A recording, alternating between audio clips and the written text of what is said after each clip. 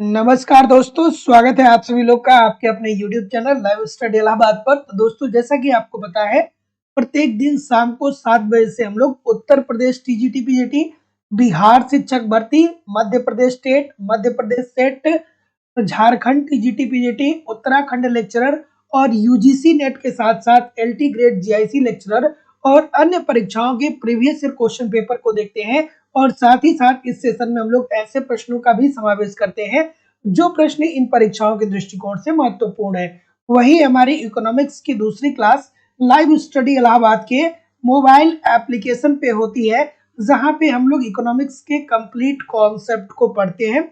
अलग अलग राज्यों के लिए अलग अलग बैच चलाया जा रहा है, मतलब अलग अलग परीक्षाओं के लिए अलग अलग बैच आपको मिल जाएगा, जिस बैच में आपके सिलेबस के अनुसार सारी चीजें पढ़ाई जाएंगी। साथ ही साथ में दोस्तों, उत्तर प्रदेश टीजीटी पीजीटी को ध्यान में रखते हुए मात्र 100 दिन के अंदर आपको उत्तर प्रदेश टीजीटी पीजीटी से संबंधित मतलब सिलेबस में जितने भी टॉपिक दिए गए हैं सभी टॉपिक को कवर कराया जा रहा है। और नया बैच प्रारंभ हो गया है। अभी आपकी दोस्तों जो 4 या 5 क्लास ही अभी तक हुई है, और जो भी क्लासेस आपकी छूट गई हैं वो क्लासेस आपको रिकॉर्डेड फॉर्म में भी मिल जाएंगी। तो अगर जो आप चाहते हैं कि 100 दिन के अंदर अंदर आप इकोनॉमिक्स को ठीक तरीके से समझ पाए, सीख पाए, पढ़ पाए, तो यहाँ पे सारे यूनिट दोस्तों आपको पढ़ाए जाएंगे। दोपहर में 12 बजे से आपकी लाइव क्लास होती है। इन केस अगर जो आप लाइव नहीं जुड़ते हैं तो बाद में वो रिकॉर्डेड क्लास भी आपको मिल जाती है। तो सभी कक्षाएं दोस्तों यहाँ पे लाइव होती हैं, बाद में आपको रिकॉर्डेड क्लास भी मिल जाता है। साथ ही साथ सब कंप्लीट आपको यहाँ पे नोट्स भी उपलब्ध कराए जाते हैं, ताकि आप एक तरफ कॉन्सेप्ट को देखते रहिए, दूसरी तरफ नोट्स के माध्यम से रिवीजन करते रहिए। साथ ही साथ टेस्ट सीरीज बहुत जरूरी होता है। अगर जो आप टेस्ट दे रहे हैं तो आप ये बात समझ पाते हैं कि आपकी तैयारी किस दिशा में चल रही है और कहाँ पे प्रश्न आप गलत कर रहे हैं। उन प्रश्नों को आप क्या कर सकते हैं कि जहां पे गलत हो रहा है उसके कॉन्सेप्ट को पढ़ के फिर आप अगला दोस्तों टेस्ट वहां पे अटेम्प्ट कर सकते हैं, जिससे आपकी एक्यूरेसी बेहतर होने वाली है। सबसे बड़ी बात है कि लाइफ टाइम की वैलिडिटी आपको मिलती है। इट मीन्स अगर जो आप एक बार कोर्स परचेज करते हैं तो आप हमारे साथ तब तक पढ़ सकते हैं जब तक आपका सिलेक्शन नहीं होता है। जैसे आगामी जो भी परीक्षाएं आएंगी, जीआईसी लेक्चरर, एलटी ग्रेड, जो भी वैकेंसी आएगी आपको वहां पे ऑटोमेटिकली ऐड कर दिया जाएगा। अगर जो सिलेक्शन नहीं होता है तब सिलेक्शन हो जाएगा, तो फिर पढ़ने की जरूरत ही नहीं पड़ने वाली है। एडमिशन ओपन है। एडमिशन की फीस केवल और केवल 2000 रुपए है दोस्तों। तो आपको गूगल पे, फोन पे या पेटीएम के माध्यम से अपनी फीस इस नंबर पे पेमेंट करनी होगी। सेम नंबर नीचे आ रहा है और उसका स्क्रीनशॉट आपको इसी व्हाट्सएप नंबर पे सेंड करना होगा। इसी नंबर पे आपको फीस पेमेंट करना है और इसी व्हाट्सएप नंबर पे आपको मैसेज भी करना है। किसी भी इंक्वायरी के लिए आप कॉल या व्हाट्सएप मैसेज कर सकते हैं। डिस्क्रिप्शन बॉक्स में जाएंगे तो वहां पे एप्लीकेशन का लिंक दिया गया है। एप्लीकेशन को डाउनलोड करके डायरेक्ट भी कोर्स को परचेज कर सकते हैं। साथ ही साथ आप किसी भी स्टेट से बिलोंग करते हैं, चाहे बिहार, चाहे मध्य प्रदेश, चाहे झारखंड, हर स्टेट में जो भी शिक्षक भर्ती से संबंधित जो भी परीक्षाएं होती है सबके लिए हमारे पास बैच उपलब्ध है। आप किसी भी इंक्वायरी के लिए कॉल कर सकते हैं या डिस्क्रिप्शन बॉक्स में एप्लीकेशन को डाउनलोड करके वहां पे सारे कोर्स आप देख सकते हैं। चलिए, गुड इवनिंग एवरीबॉडी। अब हम लोग मूव करेंगे अपने सेशन के तरफ, और आज के सेशन का पहला प्रश्न आपके सामने ये रहा कि रिकार्डो के अनुसार दो देशों के मध्य व्यापार इसलिए होता है क्यों। ठीक है, रिकार्डो साहब ने क्या कहा भैया, बहुत आराम से इस बात को समझिएगा, क्योंकि बहुत सारे लोग एक बात में कंफ्यूज हो जाते हैं। ठीक है, और कंफ्यूजन कहाँ पे क्रिएट होती है? कंफ्यूजन क्रिएट ये होती है कि सर रिकार्डो ने तो ठीक है, आप बता रहे हैं कि लागत में तुलनात्मक अंतर की बात करता है, लेकिन फिर यही दोस्तों एक बात और एक और सिद्धांत की बात हम लोग करते हैं। वो क्या, कौन सी थियरी होती है? श्रम का मूल्य सिद्धांत। श्रम का मूल्य सिद्धांत ये बार बार आपको देखने को मिलता है ना। जब आप यहां तक पढ़ते हैं कि देखिए डेविड रिकार्डो ने अपनी थियरी दी थी, वो कौन सी थियरी दी थी? लागतों में तुलनात्मक अंतर की थियरी। तो उन्होंने ये कहा कि देखिए दो देश आपस में इसलिए व्यापार कर रहे हैं ताकि दोनों देशों में जो श्रम की लागत है वो अलग अलग है। जैसे भारत जैसे देश की बात करें तो यहाँ पे किस प्रकार के श्रमिक सस्ते आपको मिल जाएंगे? तो हमारे देश की जनसंख्या का एक बहुत बड़ा भाग कृषि क्षेत्र में संलग्न है। तो आप कहेंगे कि सर देखिए, हमको कृषि क्षेत्र से संबंधित जितनी भी एक्टिविटी होती है उसके लिए श्रमिक आसानी से मिल जाएंगे, क्योंकि लोग क्या है कि बहुत सारे लोग क्या होते हैं, जन्म से ही इस प्रकार के कार्य करने के हैबिचुअल हो जाते हैं। लेकिन अगर जो वहीं दूसरी तरफ सऊदी अरेबिया की बात करेंगे, इराक की बात करेंगे, ईरान की बात करेंगे, तो वहां के जो श्रमिक होंगे वो गेहूं चावल उत्पादन करने वाले नहीं होंगे, ज्यादा एक्सपर्ट उसमें नहीं होंगे। उनके पास क्या है दोस्तों की पेट्रोलियम है। तो पेट्रोल को रिफाइन कैसे करना है, उनके देश के श्रमिकों की स्पेशलिटी ये होगी कि वो पेट्रोल को प्यूरिफाई ठीक तरीके से कर सकते हैं। और हमारे भारत के लोग कृषि ठीक तरीके से कर सकते हैं। तो कृषि से संबंधित उत्पाद को हम क्या करेंगे कि उनको बेचेंगे, और वो लोग क्या करेंगे कि वो लोग हमें निर्यात करेंगे, क्या वो पेट्रोल का निर्यात करेंगे। तो ऐसी स्थिति में दोनों देशों में श्रम की लागतों में अंतर हो जाता है, और इसी कारण से क्या होता है, दो देश आपस में व्यापार करते हैं। तो जितने लोग भी सी बोल रहे हैं सभी लोग का उत्तर यहाँ पे बिल्कुल ठीक हो जाएगा। ये बात समझ में आई कि नहीं आई कि दो देशों में जो मजदूरी होती है या जो श्रमिकों की स्पेशलाइजेशन होता है उसमें अंतर पाया जाता है, और इसी के कारण दो देश में उत्पादन लागतों में भिन्नता आती है, और उत्पादन लागतों में भिन्नता आने के कारण ही दो देश क्या करते हैं, आपस में व्यापार करते हैं। जैसे अगर जो भारत में किसी को कह दिया जाए कि चलो पेट्रोल तुमको प्योरीफाई करना है, बनाना है, उसको कार्य में आने योग्य बनाना है, तो हमारे देश में बहुसंख्यक जो श्रमिक है वो ऐसा करने में सफल हो जाएंगे। चलिए क्या उत्तर होगा भाई कि किसी देश का भुगतान संतुलन एक लेखा जोखा है जो दर्शाता है। तो जैसा कि मैं देख पा रहा हूं आप क्या बोल रहे हैं, सी बोल रहे हैं। तो जितने लोग भी सी बोल रहे हैं बिल्कुल ठीक है। कहेंगे कि देखिए सर, एक निश्चित समय अवधि में अन्य देशों के साथ समस्त आर्थिक लेन देन को दर्शाता है। तो एक देश का भुगतान संतुलन जो होता है, या एक देश का भुगतान संतुलन का लेखा जोखा जो होता है, वो हमें ये बताता है कि एक निश्चित समय अवधि में अन्य देशों के साथ समस्त आर्थिक लेन देन, जैसे दोस्तों ये क्या हो गया, ये जैसे मान लीजिए कि ये हो गया भारत, ये अपना देश है, ठीक है, ये भारत हो गया। तो भारत क्या कर रहा है कि चीन के साथ भी लेन देन कर रहा है, भारत क्या कर रहा है, रूस के साथ भी लेन देन कर रहा है, भारत क्या है, अमेरिका के साथ भी लेन देन कर रहा है, अमेरिका के साथ भी लेन देन कर रहा है, ठीक है, भारत क्या कर रहा है, नेपाल के साथ भी लेन देन कर रहा है। तो विश्व के जितने भी देश हैं, ठीक है, तो किसी एक वित्तीय वर्ष में कि कोई एक देश विश्व के अन्य देशों के साथ जो भी लेन देन करता है दोस्तों, उसी के समस्त आर्थिक लेन देन को ही क्या बोलते हैं कि उस देश के भुगतान संतुलन का लेखा जोखा। मतलब अगर जो किसी देश के भुगतान संतुलन के लेखा जोखा को प्रस्तुत करना हो तो हम ये देखेंगे कि उस देश ने एक वर्ष में अन्य देशों के साथ कितनी आर्थिक क्रियाएं की है, कौन कौन सी आर्थिक क्रियाएं की है। तो जितने लोग भी सी बोल रहे हैं ठीक बोल रहे हैं। अगला कि रिकार्डो ने भविष्यवाणी की थी कि अर्थव्यवस्था स्थिर अवस्था में पहुंच जाएगी। क्यों पहुंच जाएगी भैया? अब जब डेविड रिकार्डो आपके सामने आ जा रहे हैं तो आपको तुरंत ये याद आ जाना चाहिए कि अच्छा सर एक सेकेंड, किसी को कोई समस्या तो नहीं है? हाँ ठीक है, कोई समस्या नहीं, ठीक। तो डेविड रिकार्डो अब आपके सामने आ गए, तो अब आपको डेविड रिकार्डो का लगान सिद्धांत याद आना चाहिए कि डेविड रिकार्डो साहब क्या कहते हैं कि भूमि की उर्वरा शक्ति अलग अलग होती है। जो भूमि जितना उर्वरक होती है उतना ही ज्यादा वो लगान देती है, और जो भूमि नहीं उर्वरक होती है वो लगान नहीं देती है। तो जो भूमि उर्वरक होती है उस भूमि को क्या बोलेंगे? उस भूमि को अधिसीमांत भूमि बोलेंगे। उस भूमि को क्या बोलेंगे? अधिसीमांत भूमि बोलेंगे। जो भूमि उर्वरक है, जो भूमि उर्वरक है उन भूमि को सीमांत भूमि बोलेंगे, अर्थात ये भूमि क्या कर रहे हैं? लगान दे रहे हैं।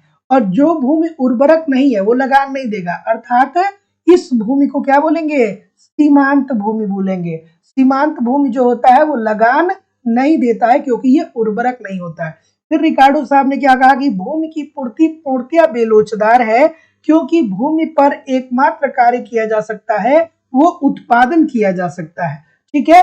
और ऐसी स्थिति में अगर जो देश की जनसंख्या बढ़ती रही तो एक समय ऐसा आएगा कि अर्थव्यवस्था क्या होगी? स्थिर अवस्था में पहुंच जाएगी, क्योंकि जब जनसंख्या बढ़ेगी तो लोगों के पास कृषि योग्य भूमि बचेगी ही नहीं, लोग मकान बनवाने लगेंगे। अब आप जैसे देखिए वर्तमान में ही देखिए कि बहुत सारे लोग ऐसे हैं जो आज से 25-30 साल पहले जिस जमीन पे क्या करते थे, जिस जमीन पे वो लोग जिस जमीन पे वो लोग खेती करते थे, अब 3-4 भाई हो गए तो सभी लोग क्या हो गए, अलग अलग होकर के अपने अपने खेतों में जाकर के वो क्या कर लिए, अपने अपने प्लाट में उन्होंने जाकर के मकान बना दिया। तो अब जहाँ पे कृषि हो रहा था, अब लोग रहने के लिए बनाने लग रहे हैं। तो इसीलिए रिकार्डो साहब ने कहा कि देखिए भैया, भविष्य में एक समय ऐसा आएगा कि जब अर्थव्यवस्था स्थिर अवस्था में पहुंच जाएगी, क्योंकि भूमि पर केवल और केवल कृषि उत्पादन ही हो सकता है। और अगर जो ऐसा नहीं होगा तो अर्थव्यवस्था में आर्थिक क्रिया रुक जाएंगी, और आर्थिक क्रिया रुक जाएंगी तो अर्थव्यवस्था स्थिर अवस्था में पहुंच जाएगी। चलिए अगला प्रश्न आपके सामने ये रहा कि असंतुलित विकास परिकल्पना किस मान्यता पे आधारित है। कि अब असंतुलित विकास सिद्धांत की बात करें दोस्तों, तो इसमें आपको कौन याद आना चाहिए, इसकी अवधारणा कौन देता है, हर्समैन साहब कहते हैं। हर्समैन साहब ये कहते हैं कि देखिए भैया, हमारे पास जो है, क्या बोल रहे हैं, बिल्कुल ठीक है, आराम से करिए, ये बोल रहे हैं, और कोई,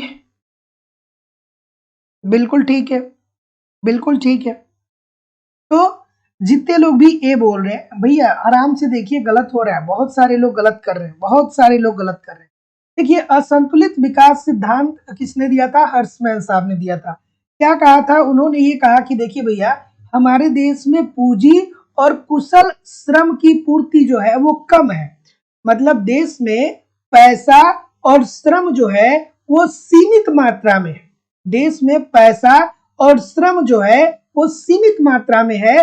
तो ऐसी स्थिति में जो पैसा और श्रम अर्थात जो पूंजी और जो कुशल श्रम है, हमें उन्हीं क्षेत्रों में लगाना चाहिए जिन क्षेत्रों से क्या हो सके, हमें उत्पादन अधिकतम मिल सके या हमें लाभ अधिकतम मिल सके। तो जो हमारे पास सीमित मात्रा में पूंजी और श्रम है, उसका हम ऐसे निवेश करें ताकि हमें लाभ की प्राप्ति ज्यादा हो, और बाकी के अर्थव्यवस्था के जो क्षेत्र बच रहे हैं, उन क्षेत्रों में हम तब निवेश कर देंगे जब क्या होगा कि यहाँ से लाभ हम प्राप्त करेंगे, तो जो लाभ होगा वो अन्य क्षेत्रों में क्या कर देंगे, निवेश कर देंगे, जिससे अर्थव्यवस्था विकास के पथ पे अग्रसर हो जाएगी।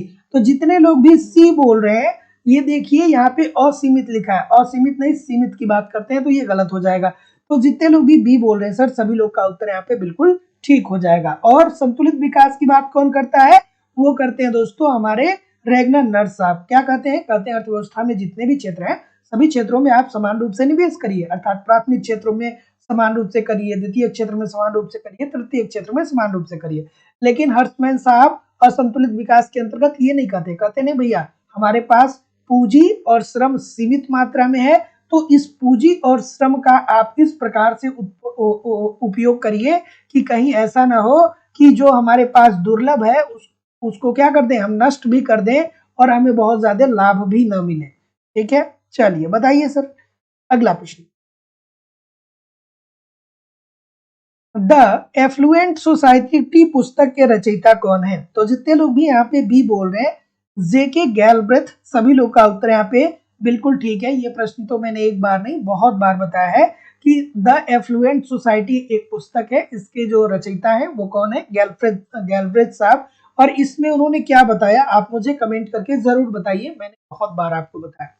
अगला प्रश्न ये रहा कि पेरेटो के कल्याण के अधिकतमीकरण के लिए क्या एक बात सत्य है। तो जब आप कल्याणकारी अर्थशास्त्र पढ़ते हैं दोस्तों, तो वहां पे हमारे द्वारा आपको यही बताया जाता है कि कल्याणकारी अर्थशास्त्र क्या है। तो ये अर्थशास्त्र की वह शाखा है जिसके अंतर्गत मानव के आर्थिक कल्याण का अध्ययन किया जाता है, जिसमें हम लोग सबसे पहले मार्शल को पढ़ते हैं, फिर पिगू को पढ़ते हैं, फिर पेरेटो को पढ़ते हैं, पेरेटो के बाद हिग्स आ जाते हैं, उसके बाद सीटोवास्की आ जाते हैं, ठीक है, उसके बाद और कौन कौन आ जाता है, वर्गर्सन आ जाते हैं। इन सभी लोगों को कल्याणकारी अर्थशास्त्र के अंतर्गत हम लोग पढ़ते हैं। तो अब यहाँ पे पेरेटो की बात अगर जो कर रहा है, बिल्कुल ठीक है। तो जितने लोग भी ऑप्शन नंबर क्या बोल रहे हैं, बिल्कुल, तो जितने लोग भी ए बोल रहे हैं, ए बोल रहे, बी बोल रहे, बिल्कुल। तो भैया थोड़ा आराम से देखिए, बिल्कुल ठीक है। तो पेरेटो अनुकूलतम हमें ये बताता है कि मान लीजिए कि अगर जो कोई दो व्यक्ति है, ए हो गया और बी हो गया साधारण भाषा में, तो अगर जो ए के कल्याण में हमको वृद्धि करना है तो बी के कल्याण में कमी लानी पड़ेगी, ठीक है।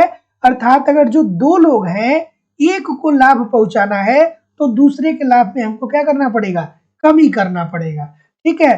तो इसमें केवल एक अनुकूलतम बिंदु क्या होते हैं दोस्तों, प्राप्त होते हैं। तो जितने लोग भी बी बोल रहे हैं सभी लोग का उत्तर यहाँ पे बिल्कुल ठीक है। मतलब एक ही स्थिति ऐसी होती है जहां पे क्या होता है दोस्तों की अनुकूलता की स्थिति होती है। अदरवाइज अगर जो ए के कल्याण को आप बढ़ाना चाहेंगे तो बी के कल्याण में कमी करनी पड़ेगी। और फिर यहीं से सीटोवास्की साहब आते हैं तो वो कहते हैं नहीं भैया, हम ए के कल्याण में वृद्धि भी करेंगे और बी को जो क्षति पहुंच रही है उसकी क्षतिपूर्ति भी कर देंगे। तो जितने लोग भी बी बोल रहे हैं बिल्कुल ठीक बोल रहे हैं। अगला प्रश्न, केंद्रीय बजट में राजकोषीय घाटे का अर्थ क्या होता है।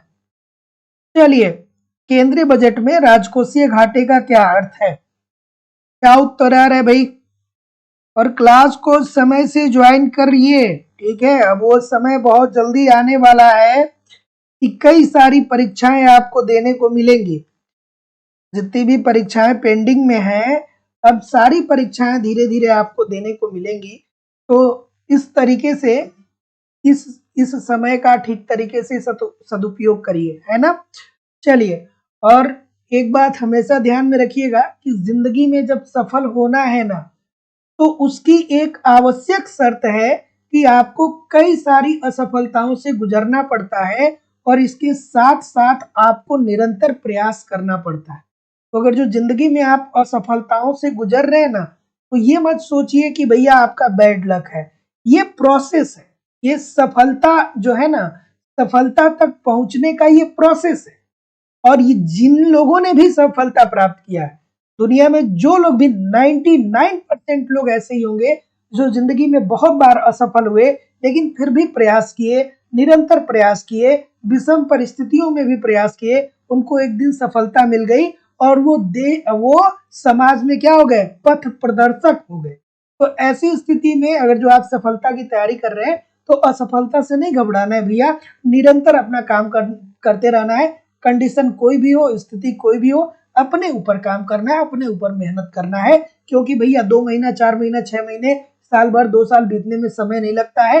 इतने दिन जिंदगी के गुजर गए, कैसे कुछ पता चला क्या नहीं चला ना, थोड़ा सा और गुजर जाएगा। लेकिन अगर जो ठीक तरीके से लगे रहेंगे, एक लक्ष्य को बनाए रखेंगे, तो जरूर जिंदगी में सफलता मिलने वाली है। क्या उत्तर आ रहा है सर कि केंद्रीय बजट में राजकोषीय घाटे का अर्थ क्या है। तो जैसा कि मैं देख पा रहा हूं, आप क्या बोल रहे हैं, आप कह रहे हैं कि सर जी ये होगा कि बजटीय घाटे का योग एवं आंतरिक तथा बाह्य ऋणों में शुद्ध वृद्धि। तो जितने लोग भी ऑप्शन नंबर ए बोल रहे हैं सभी लोग का उत्तर यहाँ पे बिल्कुल 100% ठीक होने वाला है। दोस्तों बहुत बार बताया मैंने कि राजकोषीय घाटा इज इक्वल टू क्या होता है, बजटीय घाटे का योग, या बजटीय घाटे का योग प्लस आंतरिक तथा बाह्य ऋणों में शुद्ध वृद्धि के द्वारा दर्शाया जाता है। तो जितने लोग भी ए बोल रहे हैं सभी लोग का उत्तर ठीक है। अगला प्रश्न,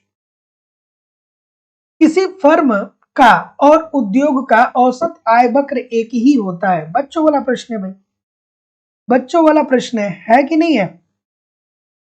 चलिए बताइए कि किस फर्म का और उद्योग का औसत आय वक्र एक ही होता है। किसका होता है भैया। तो आप कहेंगे सर क्या होता है, ये होता है उद्योग, ठीक है, और ये होता है फर्म, ठीक है। तो यहाँ पे ध्यान से देखिए, बहुत सारे लोग गलत करते हैं, बहुत सारे लोग गलत कर रहे हैं। जैसे मैंने आपको बता दिया ना कि ये उद्योग का हो गया और ये फर्म का हो गया, तो आप कहेंगे कि हाँ सर आप बात सही कर रहे हैं। यहाँ पे क्या होता है, मांग व पूर्ति की शक्तियों के आधार पे कीमतों का निर्धारण होता है और यहीं पे जो प्राइस निर्धारित होता है उसी पे एक फर्म जितनी चाहे प्रोडक्ट को अपने मार्केट में बेच सकती है, ठीक है भैया। ये बात आपकी बिल्कुल गलत है। क्यों गलत है, क्योंकि यहाँ पे क्या बोल रहा है कि एक फर्म और उद्योग का औसत आय वक्र एक ही होता है। तो जो एकाधिकारी होता है ना दोस्तों, जो एकाधिकारी होता है ये क्या होता है, एक ही फर्म होता है, ठीक है। मतलब जो एकाधिकारी होता है उसमें एक ही फर्म होता है और उसी को क्या बोलते हैं, उद्योग बोला जाता है। तो फर्म को ही उद्योग बोला जाता है। पूर्ण प्रतियोगिता के अंतर्गत, जैसे अगर जो पूर्ण प्रतियोगिता को अगर जो बिल्कुल आसान भाषा में आपको समझना हो, तो यहाँ पे जैसे मान लीजिए कि हम बात करें कि गेहूं का एक कोई उद्योग है, ठीक है, तो गेहूं बेचने वाली बहुत सारी फर्में होंगी। लेकिन अगर जो हम रेलवे की बात करें, तो भैया रेलवे अकेला ही है, उसी को आप रेलवे उद्योग कहिए या उसी को आप रेलवे फर्म कहिए, ठीक है। तो ये किसके तरफ इंडिकेशन होता है? ये होता है दोस्तों एकाधिकार के अंतर्गत। तो जो एकाधिकारी होता है ना, उसे ही फर्म बोला जाएगा या उसे ही उद्योग बोला जाएगा। क्यों? क्योंकि एकाधिकारी जिस वस्तु का उत्पादन करता है, ठीक उसी प्रकार की वस्तु का उत्पादन अन्य कोई फर्में नहीं करती हैं, अन्य कोई फर्में नहीं करती हैं। तो जितने लोग भी ए बोल रहे हैं, सभी लोग का उत्तर यहाँ पे बिल्कुल बिल्कुल ठीक हो जाएगा। तो एकाधिकारी क्या होता है भैया? फर्म ही उद्योग होता है या उद्योग ही फर्म होता है, क्योंकि वो अकेला उत्पादक होता है ना। अगला प्रश्न कि कीन्स के सिद्धांत में प्रभावी मांग वहां होगी जहां पर, क्या उत्तर होगा भाई? प्रभावी मांग कहां पे होगी? बिल्कुल ठीक है, बिल्कुल ठीक है। तो जैसा कि मैं देख पा रहा हूं, क्या बोल रहे हैं भैया? तो किन्स साहब क्या बोलते हैं? बच्चों वाला प्रश्न है भाई, गलत नहीं होना चाहिए, है ना। बिल्कुल। तो जितने लोग भी डी बोल रहे हैं, सभी लोग का उत्तर बिल्कुल ठीक है। अरे भाई, प्रभावी मांग कहाँ उपयोगी? जहां पे समग्र मांग समग्र पूर्ति के बराबर होगी। यही तो होता है ना कि किन्स के सिद्धांत में उन्होंने क्या कहा? उन्होंने कहा कि अगर जो अर्थव्यवस्था में रोजगार के स्तर को बढ़ाना है, तो ऐसी स्थिति में प्रभावी मांग को बढ़ाना पड़ेगा। और प्रभावी मांग से आशय क्या है कि समग्र मांग, ठीक है, समग्र मांग और समग्र पूर्ति क्या होनी चाहिए? बराबर होनी चाहिए। अर्थात अर्थव्यवस्था में जितनी वस्तु की मांग हो रही है, उतनी ही वस्तु का उत्पादन भी होना चाहिए। तभी अर्थव्यवस्था में पूर्ण रोजगार की स्थिति प्राप्त की जा सकती है और अर्थव्यवस्था विकास के पथ पे क्या हो जाएगा? अग्रसर हो जाएगा। तो जितने लोग भी यहाँ पे क्या बोल रहे हैं? डी बोल रहे हैं, सभी लोग का उत्तर ठीक हो जाएगा कि किन्स के सिद्धांत में प्रभावी मांग वहां होगी जहां सकल मांग कीमत तथा सकल पूर्ति कीमत परस्पर क्या होंगे? आपस में बराबर होंगे। तो प्रभावी मांग का मतलब क्या होगा? समग्र मांग बराबर होंगे समग्र पूर्ति के। और अर्थव्यवस्था में मांग व पूर्ति जब दोनों क्रियाशील होंगे, तो अर्थव्यवस्था क्या होगा? गतिशील होगा। यही बात किन्स साहब कहते हैं, ठीक है। अगला प्रश्न, इस संतुलित विकास की नीति कम आय वाले देश के विकास के संदर्भ में वास्तविक क्षमताओं के अभाव के कारण उपयुक्त नहीं है, ये विचार किसने दिया? चलिए, हाँ, कल क्लास नहीं हुई थी। हाँ, कल क्लास आप लोगों की नहीं हुई थी, कल कुछ प्रॉब्लम था तो इस वजह से क्लास नहीं हुई थी, है ना। चलिए,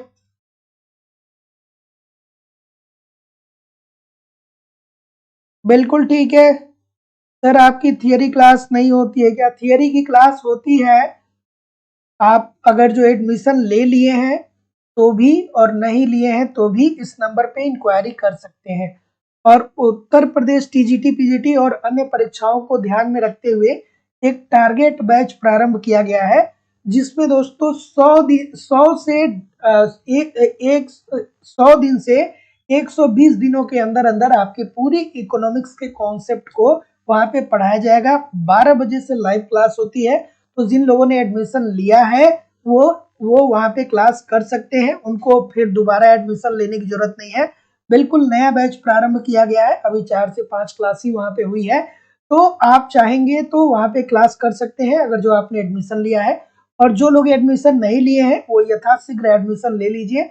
वहां पे ए टू जेड आपको इकोनॉमिक्स के सारे कॉन्सेप्ट पढ़ाए जा रहे हैं, साथ ही साथ कंप्लीट आपको इकोनॉमिक्स के नोट्स भी दिए जा रहे हैं, ताकि आप एक तरफ कॉन्सेप्ट पढ़ते रहिए, दूसरे तरफ नोट्स के माध्यम से रिवीजन करते रहिए।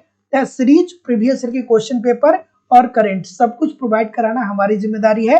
और लाइफ टाइम की वैलिडिटी के साथ दोस्तों कोर्स मिलता है। इट मीन्स अगर जो आपने लाइव स्टडी इलाहाबाद के एप्लीकेशन पे एक बार फीस जमा कर दिया है, तो फिर आपको कभी भी फीस जमा करने की जरूरत नहीं होगी। जहां भी बैचेस नई प्रारंभ होगी, आप वहां पे ऐड हो सकते हैं, चाहे आप उत्तर प्रदेश के हो, बिहार के हो, झारखंड के हो, मध्य प्रदेश के हो, किसी भी स्टेट से बिलोंग करते हैं, कहीं का भी बैच प्रारंभ होगा तो उसमें आपको ऐड कर दिया जाएगा। क्या उत्तर आ रहा है भाई कि संतुलित विकास की नीति कम आय वाले देशों के विकास के संदर्भ में वास्तविक क्षमताओं के अभाव के कारण उपयुक्त नहीं है। तो जितने लोग भी क्या बोल रहे हैं, सीगर साहब बोल रहे हैं, सभी लोग का उत्तर यहाँ पे बिल्कुल ठीक हो जाएगा। तो सीगर साहब ने क्या कहा था, ट्रेविस सीगर ने क्या कहा था, उन्होंने यही तो कहा था ना भैया कि देखिए अर्थव्यवस्था में दो क्षेत्र हैं, एक क्षेत्र जो है वो क्या है, कृषि है, और दूसरा जो क्षेत्र है वो क्या है, उद्योग है। ठीक है, तो कृषि में क्या पाया जाता है, कृषि में श्रम का अतिरेक पाया जाता है। अर्थात श्रम का अतिरेक का मतलब क्या है कि जितने श्रमिक कार्य करने के लिए चाहिए उससे ज्यादा लोग कृषि में संलग्न है। तो ऐसी स्थिति में जो श्रम का अतिरेक है उसको आप धीरे धीरे उद्योगों के तरफ पलायित करिए, अर्थात लोगों को गांवों से निकाल करके शहरों तक ले जाइए, अर्थात उद्योगों में ले जाइए। और जब ये लोग, जब कृषि में अतिरेक खत्म हो जाएगा और उद्योगों में लोगों की कार्य करने की संख्या बढ़ जाएगी, तो ऐसी स्थिति में क्या होगा कि अर्थव्यवस्था विकास के पथ पे अग्रसर हो जाएगा। यही दोस्तों ट्रेविस सीगर साहब ने कहा था। तो जितने लोग भी ए बोल रहे हैं ठीक बोल रहे हैं। अगला प्रश्न ये रहा, चलिए अगला प्रश्न आप सभी लोगों के सामने ये रहा। चलिए अगला प्रश्न कि समृद्धि मॉडल में मुद्रा का प्रयोग सर्वप्रथम किसने किया। ठीक है,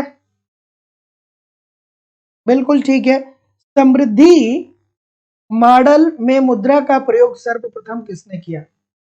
और चलिए ठीक है, बहुत ज्यादा कमेंट ना करिए, कोई भी बहुत ज्यादा कमेंट ना करे, कंसंट्रेट करिए क्लास पे, है ना। और जो फीस है वो 2000 रुपए है। ठीक है, आप एप्लीकेशन का लिंक दिया गया है डिस्क्रिप्शन में, जाकर के एप्लीकेशन से डायरेक्ट कोर्स परचेज कर सकते हैं, या फिर आप गूगल पे, फोन पे या पेटीएम के माध्यम से अपनी फीस इस नंबर पे पेमेंट करके उसका स्क्रीनशॉट इसी व्हाट्सएप नंबर पे सेंड करेंगे तो आपको एडमिशन मिल जाएगा। चलिए अब कंसंट्रेट करते हैं क्लास पे। तो जैसा कि मैं देख पा रहा हूँ डी बोल रहे हैं, तो जितने लोग भी जेम्स टोबिन की बात बोल रहे हैं सभी लोग का उत्तर यहाँ पे बिल्कुल ठीक हो जाएगा। देखिए दोस्तों, एक बात ध्यान में रखिएगा कि अगर जो आप अलग अलग किताबों को पढ़ रहे होंगे ना, तो कहीं कहीं पे किसी किताब में आप पढ़ेंगे जॉन रॉबिन्सन, तो जहां भी जॉन रॉबिन्सन दिया गया है वो बिल्कुल गलत है दोस्तों। ठीक है, आप किताबों में पढ़ेंगे, अलग अलग किताबों में पढ़ेंगे, तो वहां पे क्या हुआ है, वहां पे जॉन रॉबिन्सन दिया है कुछ किताबों में, लेकिन जो जॉन रॉबिन्सन है वो बिल्कुल गलत उत्तर है। लेकिन इसका जो सही उत्तर होने वाला है वो है जेम्स टोबिन। तो समृद्धि मॉडल में मुद्रा का सर्वप्रथम प्रयोग करने वाले जो अर्थशास्त्री थे वो कौन है भाई, वो है जेम्स टोबिन। तो option number D this is the right answer हो जाएगा। और लोक सेवा आयोग भी जेम्स टोबिन का ही जेम्स टोबिन को ही सही मानता है। अगला प्रश्न आपके सामने ये रहा कि भारतवर्ष में नोट जारी करने की क्या प्रणाली है। ठीक है, चलिए प्रभा कुमारी जी, सुनील चौबे जी, अभिनंदन जी, दीक्षा सिंह जी, चलिए भाई बताइए क्या उत्तर आ रहा है। भारतवर्ष में नोट जारी करने की क्या प्रणाली है। बिल्कुल ठीक है, बिल्कुल ठीक है, बिल्कुल ठीक है। कब अपनाया गया, भारत में नोट जारी करने की क्या प्रणाली है, सॉरी मैंने गलत पढ़ दिया। ठीक है, तो जितने लोग भी बिल्कुल, तो जितने लोग भी क्या बोल रहे हैं, न्यूनतम कोष प्रणाली, सभी लोग का उत्तर यहाँ पे बिल्कुल ठीक है। तो भारत में नोट जारी करने की क्या प्रणाली है, तो न्यूनतम कोष प्रणाली। और ये कब अपनाई गई थी दोस्तों, ये 1956 में अपनाई गई थी। और इसमें दोस्तों क्या हुआ, फिर बाद में चल करके 1957 में क्या आया था, एक आरबीआई एक्ट आया था, और इसमें क्या किया गया था, संशोधन किया गया था। और ये बताया गया था कि जो न्यूनतम आरक्षित कोष की मात्रा होगी वो कितनी होगी, वो होगी 200 करोड़। न्यूनतम आरक्षित कोष की जो मात्रा होगी वो कितनी होगी, 200 करोड़, जिसमें से आप क्या कर सकते हैं, 115 करोड़ सोना के रूप में रख सकते हैं।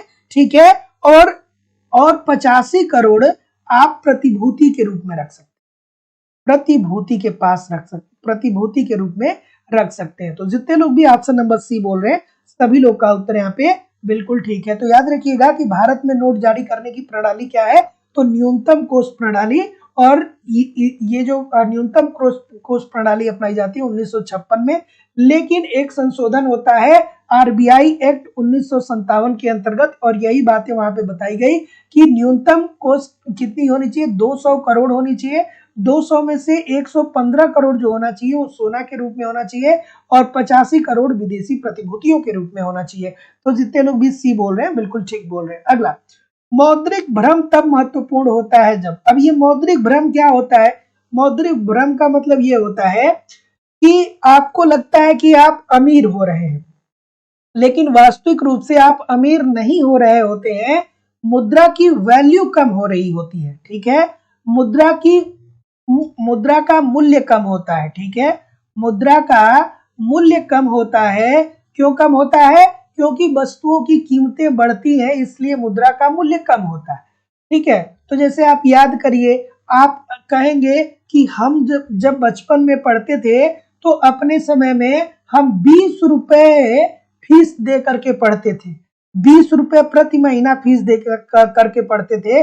और आजकल के जो बच्चे हैं, वो हमारे जो बच्चे हैं वो दे रहे हैं, वो 2000 रुपए फीस दे रहे हैं, ठीक है। तो आप कहेंगे कि यार हम उस टाइम कितने गरीब थे कि 20 रुपया दे करके पढ़ते थे, और आज हमारे बच्चे 2000 रुपया फीस दे के पढ़ते हैं। तो भैया ये ऐसा नहीं है कि आप उस टाइम बहुत ज्यादा गरीब थे और अब बहुत अमीर हो गए, ये आपका भ्रम है। क्योंकि 20 रुपए की वैल्यू उस टाइम ज्यादा थी, और अब जो 20 रुपए की वैल्यू है वो कम हो चुकी है। और अब क्या है कि मुद्रा की वैल्यू कम हो गई है, क्योंकि वस्तुओं की कीमतों में क्या हो गई है दोस्तों? वृद्धि हो गई है। तो जितने लोग भी ये बोल रहे हैं सभी लोग का उत्तर यहाँ पे बिल्कुल ठीक है कि स्फीति धीमी होती है पर समाप्त हो जाती है जब भागती स्फीति होती है, ठीक है। मतलब महंगाई क्या होती है कि अब धीरे हो चली होती है, लेकिन ये क्या यहाँ पे देखने को मिलता है? भागती हुई मुद्रास्फीति। मतलब महंगाई जो है वो बहुत तेजी से अर्थव्यवस्था में बढ़ रहा है। मुद्रास्फीति का मतलब क्या है कि महंगाई बढ़ना। महंगाई का मतलब क्या है कि वस्तुओं की कीमतों में वृद्धि हो जाना। इजी सी बात है। तो जितने लोग भी ऑप्शन नंबर ए बोल रहे हैं ठीक बोल रहे हैं। अगला, हिग्स हैंसन आईएस वक्र बताता है। चलिए भैया, चलिए अरविंद प्रसाद जी, 7 बजे से क्लास होती है। जो जिन लोगों को नहीं पता है, मैं 7:10 पे आ जाता हूँ लाइव। 7:10 पे कैसे भी करके लाइव क्लास ज्वाइन कर लीजिए, ठीक है। तो क्या उत्तर है रे भाई? हिग्स हैंसन वक्र बताता है, बिल्कुल ठीक है। हिग्स हैंसन का जो आईएस वक्र है दोस्तों, ये क्या बताता है? क्या बताता है? तो जैसा कि मैं देख पा रहा हूं, बी बोल रहे हैं, बी बोल रहे हैं, सभी लोग बी बोल रहे हैं, बहुत अच्छी बात है। ये अर्थव्यवस्था में वास्तविक क्षेत्र के संतुलन को बताता है। तो जितने लोग भी बी बोल रहे हैं सभी लोग का उत्तर यहाँ पे बिल्कुल ठीक हो जाएगा। और आईएस वक्र जो होता है वो क्या प्रदर्शित करता है? विभिन्न ब्याज दरों पर राष्ट्रीय आय के स्तर को व्यक्त करता है। तो option number B according to the question this is the right answer हो जाएगा। अगला प्रश्न, कि मुद्रा परिमाण सिद्धांत के कैम्ब्रिज समीकरण में यदि कुल उत्पादन y और मुद्रा m दोनों अपरिवर्तित रहे और k में वृद्धि हो जाए तो फिर क्या होगा? चलिए भाई, इस प्रश्न को तो बहुत बार मैंने बताया, बहुत बार बताया गया है कि नहीं बताया गया है? बच्चों वाला प्रश्न है भाई। चलिए, तो जैसा कि मैं देख पा रहा हूं, क्या बोल रहे हैं? ये बोल रहे हैं, ये बोल रहे हैं मुद्रा परिमाण सिद्धांत के कैम्ब्रिज समीकरण की बात कर रहा है। कैम्ब्रिज समीकरण में यही तो बताया गया है ना दोस्तों कि अगर जो कुल उत्पादन y है, मुद्रा m है, ये दोनों अपरिवर्तित रह रहे हैं, और ऐसी स्थिति में ये जो k है इसमें वृद्धि हो जा रही है, इसका मतलब यह है कि निरपेक्ष मूल्य स्तर में क्या आ जाएगी? कमी आ जाएगी। तो जितने लोग भी ऑप्शन नंबर क्या बोल रहे हैं? ए बोल रहे हैं, सभी लोग का उत्तर यहाँ पे एब्सोल्युटली 100% ठीक होने वाला है। अगला प्रश्न, कि निम्नलिखित में से कौन एक मुद्रा का कार्य नहीं है? इसमें से कौन सा ऐसा है जो मुद्रा का कार्य नहीं है? तो देखिए, मुद्रा के कार्य को 3 भागों में दोस्तों हम लोग बांटते हैं। एक पहला क्या होता है? मुद्रा का मूल कार्य। दूसरा क्या होता है? मुद्रा का आकस्मिक कार्य। और तीसरा क्या होता है भैया? कमेंट करके बताइए। चलिए, तो जैसा कि मैं देख पा रहा हूं, बिल्कुल ठीक है, बिल्कुल ठीक है, बिल्कुल ठीक है। तो जो मुद्रा होता है वो क्या करता है भैया, इसकी याद आनी चाहिए, प्रतिष्ठित अर्थशास्त्रियों की याद आ जानी चाहिए। प्रतिष्ठित अर्थशास्त्रियों ने क्या कहा, कहा ना कि जो मुद्रा है वो विनिमय का साधन है। ठीक है, मुद्रा जो है विनिमय का साधन है और मुद्रा को हमें संचय करना चाहिए ताकि भविष्य में चल करके हमारी निवेश क्षमता बेहतर हो सके। ठीक है, तो और ये बात सही भी है, 10 रुपये देते हैं और क्या करते हैं, 50 रुपये देते हैं और मार्केट से सब्जी लाते हैं, तो पैसा आप देते हैं और वहां से क्या करते हैं, सब्जी खरीद के लाते हैं। तो ये विनिमय का तो साधन बिल्कुल है, देयर इज नो डाउट। ये अर्थ का भंडार भी है भैया, बचत करते हैं तो आपके पास पैसा होता है। जब मुद्रा को आप बचत करते हैं तो क्या होता है, ये आप जब आप पैसे को अपने पास रखते हैं तो आपके पास क्या होता है, बचत बढ़ता है। तो अर्थात पैसा आपके पास बढ़ रहा है, अर्थात अर्थ का ये भंडार हो रहा है। ये लेख की माप भी होता है, बिल्कुल ठीक है भैया। ये 10 रुपए की वैल्यू अलग होती है, 50 रुपए की वैल्यू अलग होती है, 100 रुपए की वैल्यू अलग होती है। ठीक है, तो लेखों की माप भी होती है, लेकिन लेखों की इकाई नहीं होती है। लेखों की इकाई जो है ये कोई सेंस ही मेक नहीं करता है। तो जितने लोग भी ऑप्शन नंबर बी बोल रहे हैं सभी लोग का उत्तर ठीक हो जाएगा। बिल्कुल ठीक है, मुद्रा का कार्य क्या क्या होता है, विनिमय का माध्यम करना, अर्थ का भंडार करना, अर्थ का माप करना, मूल्य का संचय करना, भावी भुगतान करना, ठीक है, मूल्य का हस्तांतरण करना। और जो सबसे ज्यादा प्रश्न पूछा जाता है वो क्या पूछा जाता है कि मुद्रा के आकस्मिक कार्य क्या हैं। तो मुद्रा का आकस्मिक कार्य है ऋण लेना। ठीक है, क्योंकि आपको आकस्मिक रूप से ये जरूरत पड़ती है कि आपको ऋण चाहिए, पैसा चाहिए। तो मुद्रा का आकस्मिक कार्य क्या है, ऋण लेना। अगला प्रश्न, चलिए भाई, कि सूची 1 को सूची 2 के साथ आपको सुमेलित करना है। ठीक है, तो गुणक की अवधारणा सर्वप्रथम किसने दिया था, रोजगार गुणक के रूप में किसने दिया था, आरएफ कोहन साहब ने दिया था। बिल्कुल ठीक है।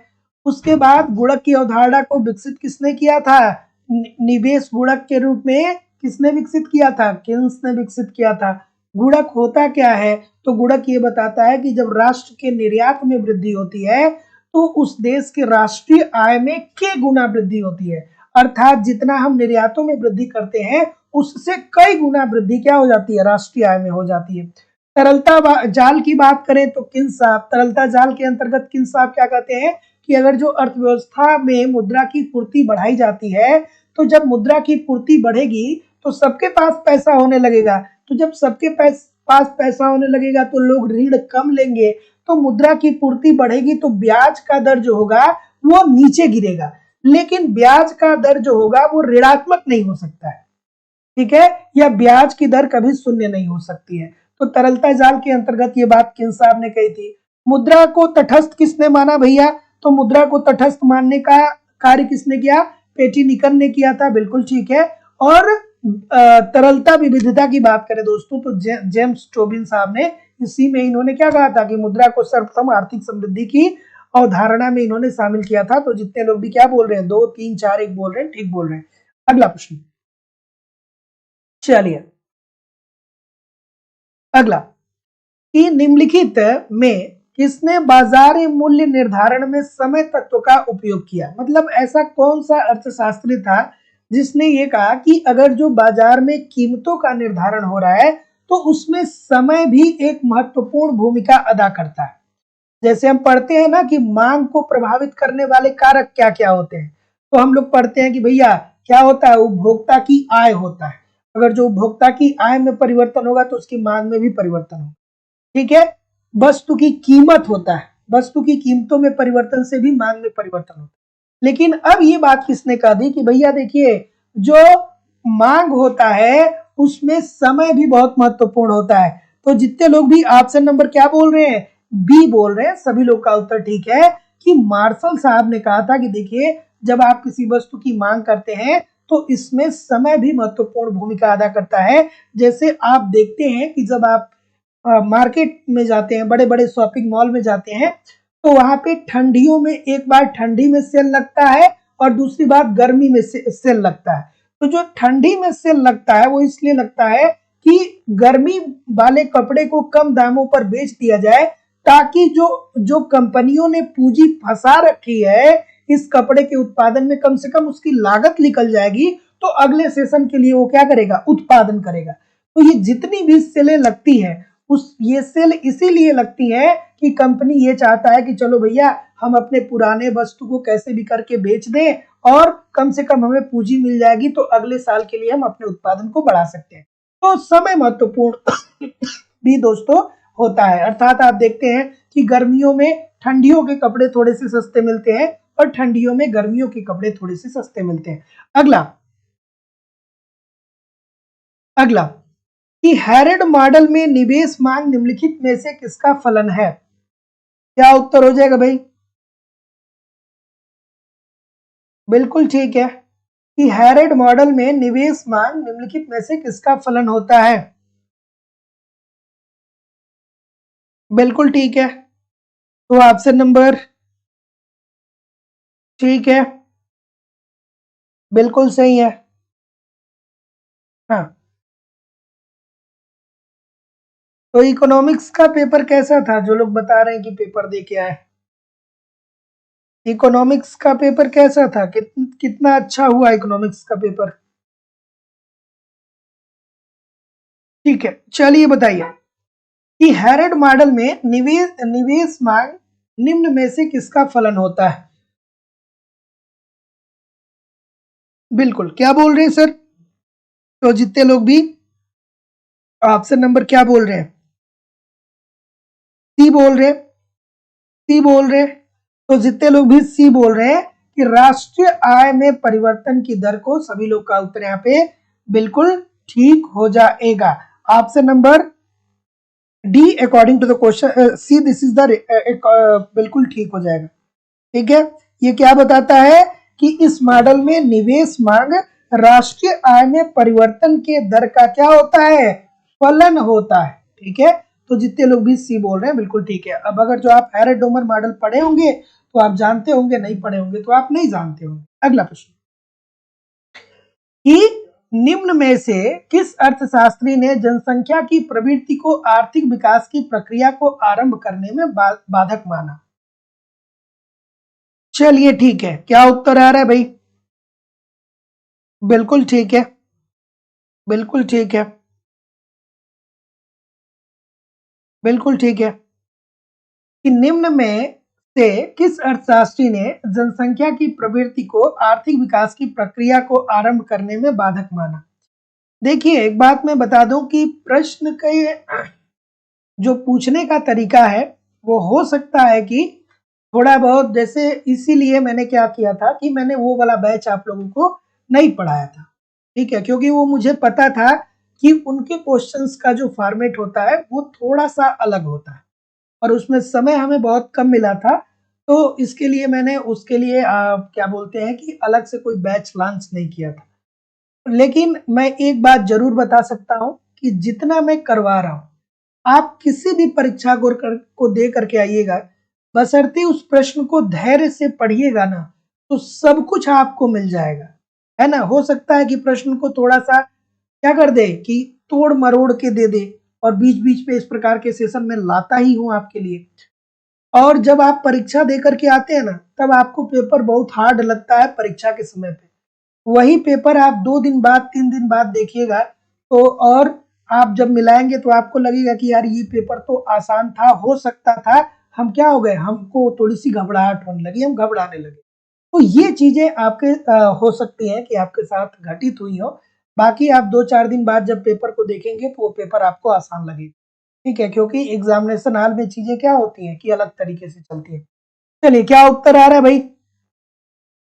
कि निम्न में से किस अर्थशास्त्री ने जनसंख्या की प्रवृत्ति को आर्थिक विकास की प्रक्रिया को आरंभ करने में बाधक माना? ठीक है, बिल्कुल।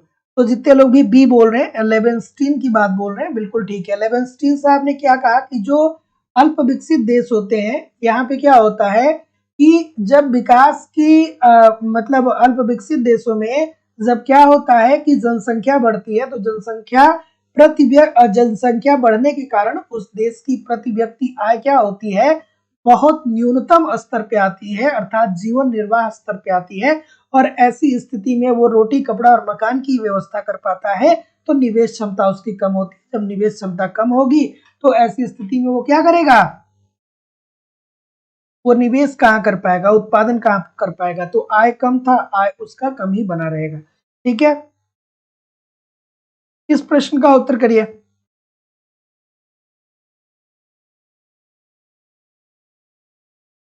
बिल्कुल ठीक है। अगला प्रश्न कि आर्थिक विकास की प्रक्रिया के आरंभिक चरण में कई अव्यवस्थाएं बाधक होती हैं। इस विचार का प्रतिपादन किसने किया? चलिए भैया, इस विचार का प्रतिपादन किसने किया बताइए। बिल्कुल ठीक है,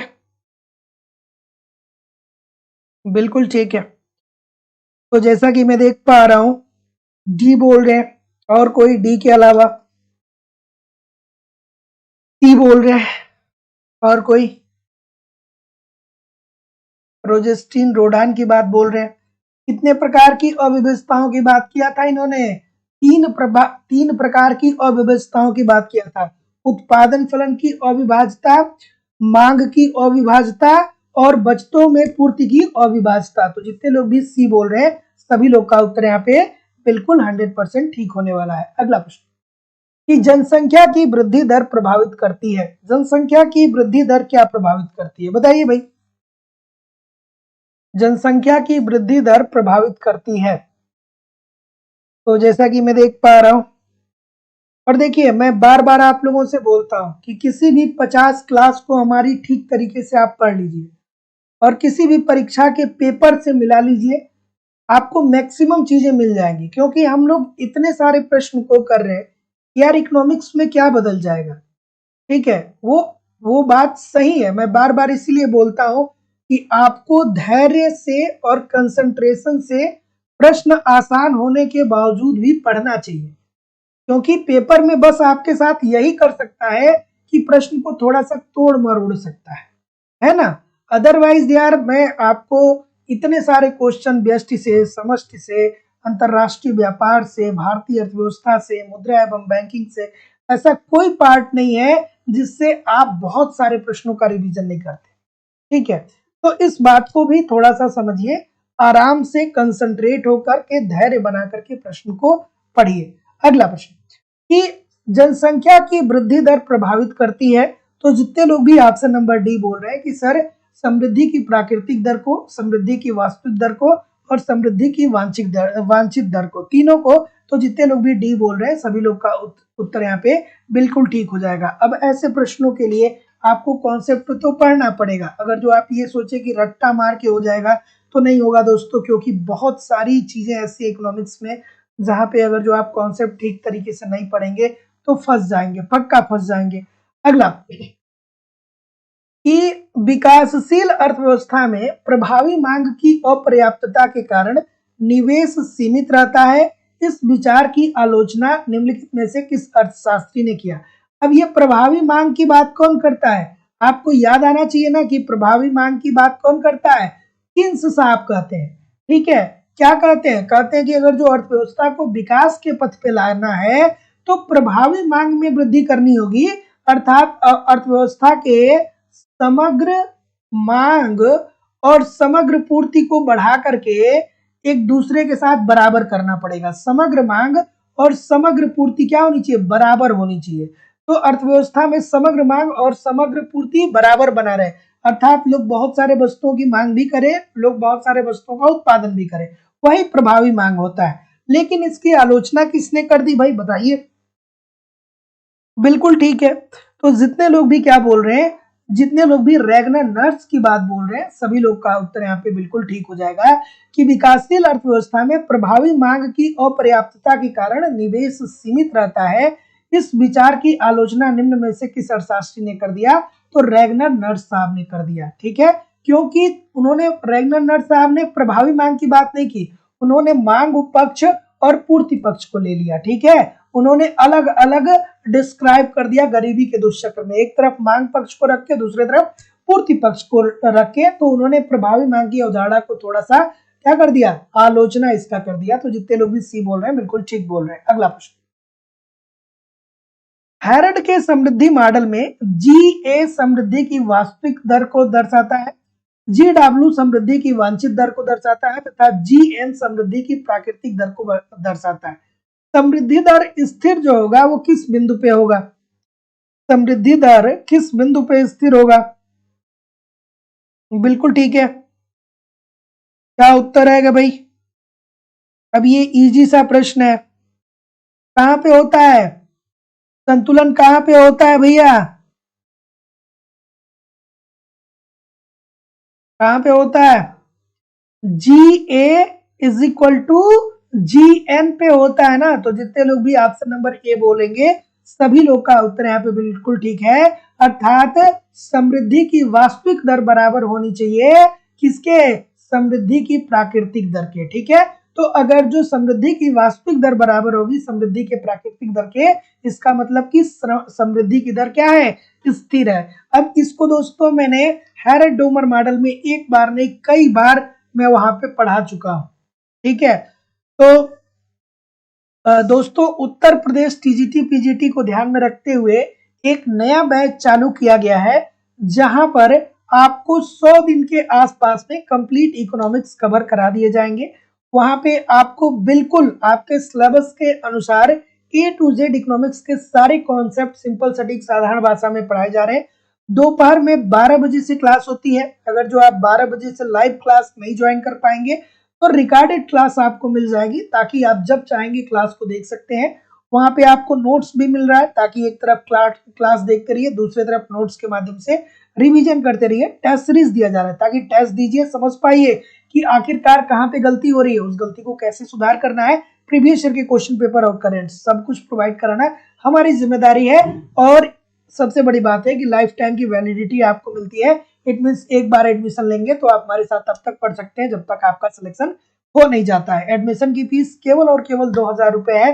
तो आपको अपनी फीस इस नंबर पे पेमेंट करनी होगी, गूगल पे, फोन पे या पेटीएम के माध्यम से, और इसका स्क्रीनशॉट आपको इसी व्हाट्सएप नंबर पे सेंड करना होगा, या आप डिस्क्रिप्शन बॉक्स में जाकर के एप्लीकेशन को डाउनलोड करके डायरेक्ट भी कोर्स को परचेज कर सकते हैं। किसी भी इंक्वायरी के लिए नीचे दिए गए नंबर पे कॉल कर सकते हैं या व्हाट्सएप मैसेज कर सकते हैं। तो क्या क्या उत्तर आ रहा है भैया? तो जितने लोग भी डी की बात बोल रहे हैं 1999 में सभी लोग का उत्तर यहाँ पे बिल्कुल ठीक हो जाएगा कि राष्ट्रीय कृषि बीमा योजना भारत सरकार द्वारा आरंभ की गई थी। तो ये 1999 और 2000 का जो सत्र था, ठीक है, 1999 और 2000 का जो वित्तीय वर्ष था उसी में ये दोस्तों क्या हुआ था?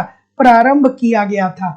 और इसके अंतर्गत राष्ट्रीय कृषि बीमा योजना के अंतर्गत अगर जो किसानों के फसलों को क्षति होती है, जैसे ओला पड़ जाता है, सूखा पड़ जाता है, बाढ़ आ जाता है, तो ऐसी स्थिति में किसानों को क्या प्रदान किया जाएगा? कंपनसेशन प्रदान किया जाएगा, उनको क्षतिपूर्ति दी जाएगी। तो जितने लोग भी डी बोल रहे हैं बिल्कुल ठीक बोल रहे हैं। अगला प्रश्न कि भारत सरकार की विनिवेश नीति में सार्वजनिक क्षेत्र की ऐसी परियोजनाएं सम्मिलित हैं। चलिए बिल्कुल ठीक है। और आप किसी भी एग्जाम की तैयारी कर रहे हैं तो इस बैच को ज्वाइन कर सकते हैं, क्योंकि उत्तर प्रदेश टीजीटी पीजीटी में तो लगभग आपको सारे टॉपिक पढ़ने को मिलते हैं जो किसी भी एग्जाम में पूछे जाते हैं, है ना। और बाकी जब भी कोई नई वैकेंसी आती है तो नया बैच प्रारंभ होता है, तो फिर आपको वहां पे ऐड कर दिया जाएगा। ठीक है, अगला प्रश्न बिल्कुल ठीक है, बिल्कुल ठीक है। क्या उत्तर आ रहा है भाई? कि भारत सरकार की विनिवेश नीति में सार्वजनिक क्षेत्र की ऐसी परियोजनाएं सम्मिलित हैं जो क्या हो रही हैं? बिल्कुल ठीक है। तो जितने भी महानुभाव क्या बोल रहे हैं? बिल्कुल ठीक है, बिल्कुल ठीक है। तो देखिए जितने लोग भी डी बोल रहे हैं आपकी बात बिल्कुल ठीक है कि ऐसी परियोजनाएं जो निरंतर घाटे में चल रही है। जैसे आपने देखा होगा कि आपके आपके जिले में चीनी मिल होगा, बंद हो गया होगा। बहुत सारी चीनी मिलें क्या हुई कि पिछले 20-25 सालों में बहुत सारी चीनी मिल जो थी वो बंद हो गई। वो क्या कर पा रही है? वो निजी परियोजनाओं से प्रतिस्पर्धा नहीं कर पा रही हैं और वे जो लाभ अर्जित नहीं कर रही हैं। ठीक है, नहीं होना चाहिए। या नहीं कर रही हैं। तो जितने लोग भी डी बोल रहे हैं उपरोक्त सभी श्रेणियों में आता है, सभी लोग का उत्तर यहाँ पे बिल्कुल ठीक हो जाएगा। अगला प्रश्न कि भारत सरकार ने हाल के वर्षों में ब्याज दर घटाने की नीति अपनाई है, इसके परिणाम स्वरूप क्या होगा? अगर जो ब्याज दर कम हो रहा है, छोटी सी बात है, अगर जो अर्थव्यवस्था में ब्याज दर कम हो रहा है तो इससे क्या क्या देखने को मिलेगा? चलिए बताइए। बिल्कुल ठीक है, बिल्कुल ठीक है,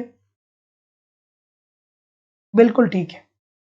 तो ब्याज दर अगर जो कम हो जाएगा दोस्तों, तो ऐसी स्थिति में लोग क्या कर रहे हैं? इसका मतलब ब्याज दर कम हो रहा है, इसके इसका मतलब क्या है कि पहली बात तो यह है कि अर्थव्यवस्था में जो मुद्रा है उसकी पूर्ति बढ़ रही है। मुद्रा पूर्ति जब अर्थव्यवस्था में ज्यादा हो जाती है तो ऐसी स्थिति में ब्याज की दर क्या होती है दोस्तों? कम होती है। ब्याज दर क्या हो रही है? कम हो जाती है, क्योंकि सबके पास पैसा होता है तो ऋण लोगों के लिए बहुत सारे लोग ऋण की डिमांड करते ही नहीं है। तो जब लोग ऋण की डिमांड नहीं करेंगे तो ब्याज दर क्या हो जाएगा? कम हो जाएगा। ठीक है, तो अर्थव्यवस्था में अगर जो मुद्रा की पूर्ति बढ़ेगी तो ब्याज दर कम होगा, या अर्थव्यवस्था में मुद्रा की पूर्ति कम होगी तो ब्याज दर बढ़ेगा। अर्थव्यवस्था में जब क्या होगा दोस्तों, देखिए आज के समय में आप बहुत कम सुनते हैं कि ये हमारे रिलेटिव, चाहे ये हमारे भाई, इन्होंने हमसे ऋण लिया। लेकिन आज से 20 साल पहले, 25 साल पहले, 30 साल पहले क्या होता था कि बहुत सारे लोगों के घर मेहमान इसीलिए आते थे ताकि उन्होंने जो ऋण दिया था वो क्या करना है? वसूलना है ना। तो पहले हमारे अर्थव्यवस्था में मुद्रा की पूर्ति इतनी व्यापक नहीं थी, तो ब्याज की दर बहुत ऊंचा था, इसीलिए साहूकार, महाजन, रिश्तेदार ये सब क्या करते थे? ब्याज तो ऋण तो दे देते थे लेकिन लोगों का शोषण करते थे। लेकिन जब व्यापारिक बैंक के प्रकाश में आती है, जब क्षेत्रीय ग्रामीण बैंक के प्रकाश में आती है, तो किसानों को भी सुलभ ऋण मिलने लगता है। तो अब चलिए देखिए, अगर जो मुद्रा की पूर्ति में वृद्धि हो रही तो ब्याज दर कम हो जाएगा, और अगर जो ब्याज दर कम हो रहा है तो इसका मतलब सीधा सीधी यही होने वाला है कि भविष्य में सार्वजनिक ऋण का भार कम हो जाएगा। क्योंकि भैया ब्याज के ऊपर ब्याज, ब्याज के ऊपर ब्याज तो हम देंगे नहीं। अगर जो हम दीर्घकालिक ऋण लेंगे, इसका मतलब कि 20 वर्ष से ऊपर के लिए क्या कर रहे हैं? ऋण ले रहे हैं। तो भविष्य में हमारे ऊपर ऋण का भार रहेगा नहीं, क्योंकि हम ब्याज ले ही नहीं रहे। और निजी क्षेत्र में निवेश को ये प्रोत्साहित करेगा। ब्याज की दर कम होगी तो पूंजीपति ज्यादा ऋण ले लेंगे और उत्पादन का स्तर बढ़ाएंगे। ठीक है, तो जितने लोग भी सी बोल रहे हैं, 3 और 4 बोल रहे हैं, सभी लोग का उत्तर ठीक हो जाएगा। अगला प्रश्न कि लाभ अर्थव्यवस्था में प्रायोगिक परिवर्तनों के कारण उत्पन्न होता है, इसके इस विचार के प्रतिपादक कौन है? मतलब किसने कहा था कि देखिए भैया अर्थव्यवस्था में जो परिवर्तन होता है ना, उसी के कारण एक उद्यमी लाभ कमाता है। ठीक है, अगर जो अर्थव्यवस्था में कोई परिवर्तन नहीं होगा तो उद्यमी लाभ नहीं कमाएगा, है ना। ये किस अर्थशास्त्री ने कहा? जैसे देखिए देश में परिवर्तन हो रहा है ना, हो रहा है कि नहीं हो रहा है? परिवर्तन हो रहा है कि नहीं हो रहा है देश में? चलिए, परिवर्तन देश में हो रहा है कि नहीं हो रहा है? जैसे हम लोग जब बचपन में पढ़े थे तो हम लोगों के लिए कोई ऐसा प्रोजेक्ट नहीं होता था कि जिसमें जिराफ बना करके और उसको 3-4 कलर से जिराफ को कलर करना था, एप्पल बना के उसको कवर करना था। पूरा एक प्रोजेक्ट बनाना रहता है जिसमें कम से कम 3 से 400 रुपए का खर्च आज के समय में जो बच्चे कॉन्वेंट स्कूल में पढ़ते हैं वो करते हैं। ये सारी चीजें हम लोग के समय नहीं थी ना। तो हमारा देश क्या हुआ? परिवर्तित हुआ, हमारी अर्थव्यवस्था परिवर्तित हो गई। तो अब आजकल के जो कॉन्वेंट के बच्चे 2 से 300 रुपए दे रहे हैं वो हम लोग नहीं देते थे। ऐसा क्यों हुआ? क्योंकि हमारी अर्थव्यवस्था में परिवर्तन आया। तो जितने लोग भी ऑप्शन नंबर डी बोल रहे हैं जेबी क्लार्क, सभी लोग का उत्तर यहाँ पे बिल्कुल ठीक है। तो जेबी क्लार्क साहब ने ये कहा कि अर्थव्यवस्था में लाभ तभी मिलते हैं जब अर्थव्यवस्था में परिवर्तन आता है। तो जितने लोग भी डी बोल रहे हैं सभी लोग का उत्तर यहाँ पे बिल्कुल ठीक हो जाएगा। अगला प्रश्न,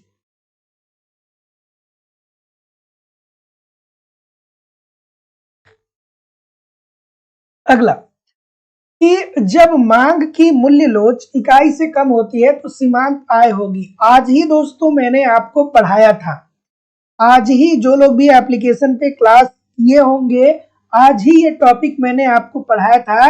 जिसमें हमने आपको बताया था कि कीमत लोच को मापने की विधियां कौन कौन सी होती हैं, और उसमें हमने आपको अल्फ्रेड मार्शल साहब का कुल आगम या कुल व्यय सिद्धांत पढ़ाया था, जिसके अंतर्गत अल्फ्रेड मार्शल साहब क्या कहते हैं। चलिए, उसी में 3 कंडीशन को हमने बताया था। पहली कंडीशन बताया था कि जब मांग क्या होगी, पूर्णतः लोचदार होगी। दूसरी कंडीशन क्या बताया था कि मांग जब क्या होगी, कम लोचदार होगी। और तीसरी कंडीशन क्या बताया था कि जब मांग लोचदार नहीं होगी। ये 3 कंडीशन मैंने बताया था। चलिए, क्या उत्तर होगा भाई।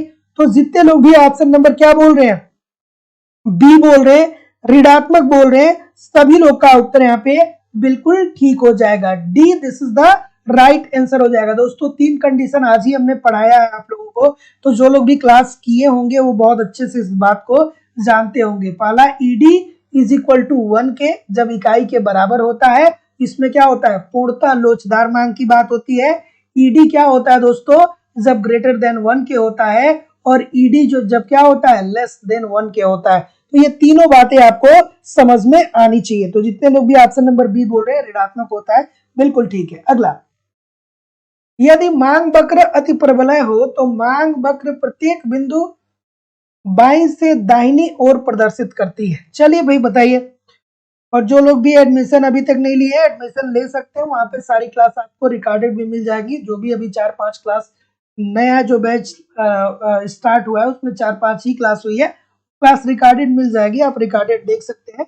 और दोपहर में 12 बजे से लाइव क्लास होती है, तो 12 बजे आप मुझे लाइव भी ज्वाइन कर सकते हैं। इनकेस लाइव नहीं ज्वाइन कर रहे हैं तो बाद में वो आपको रिकॉर्डेड फॉर्म में भी मिल जाएगा। क्या उत्तर आ रहा है भाई।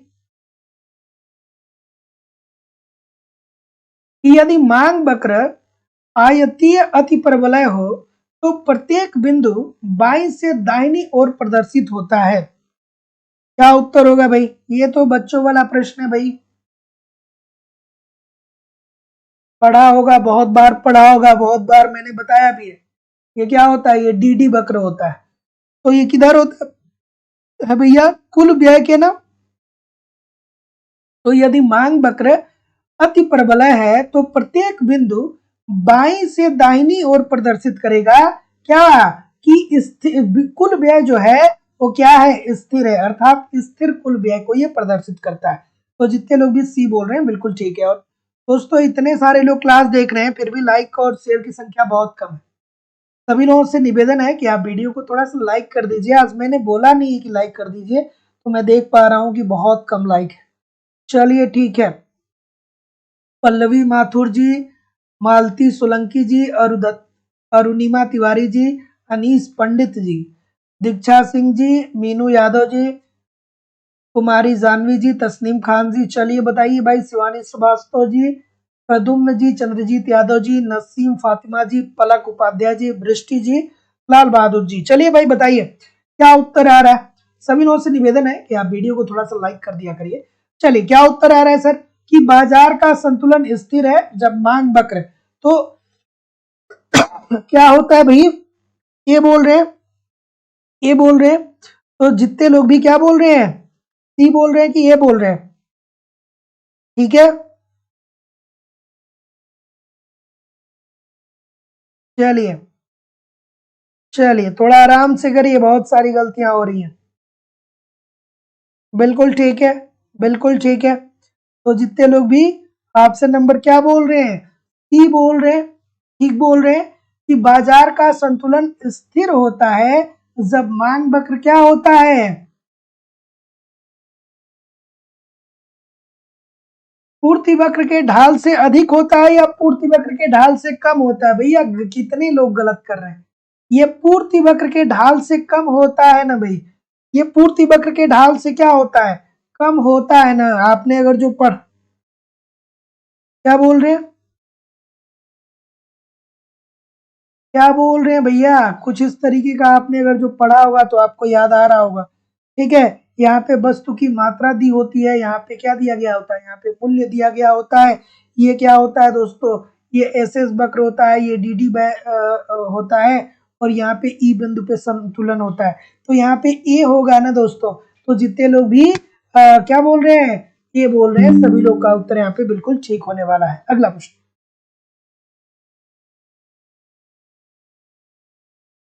चलिए ठीक है,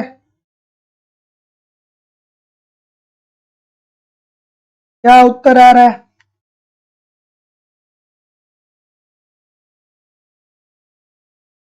कि एकाधिकारी निश्चित कर सकता है।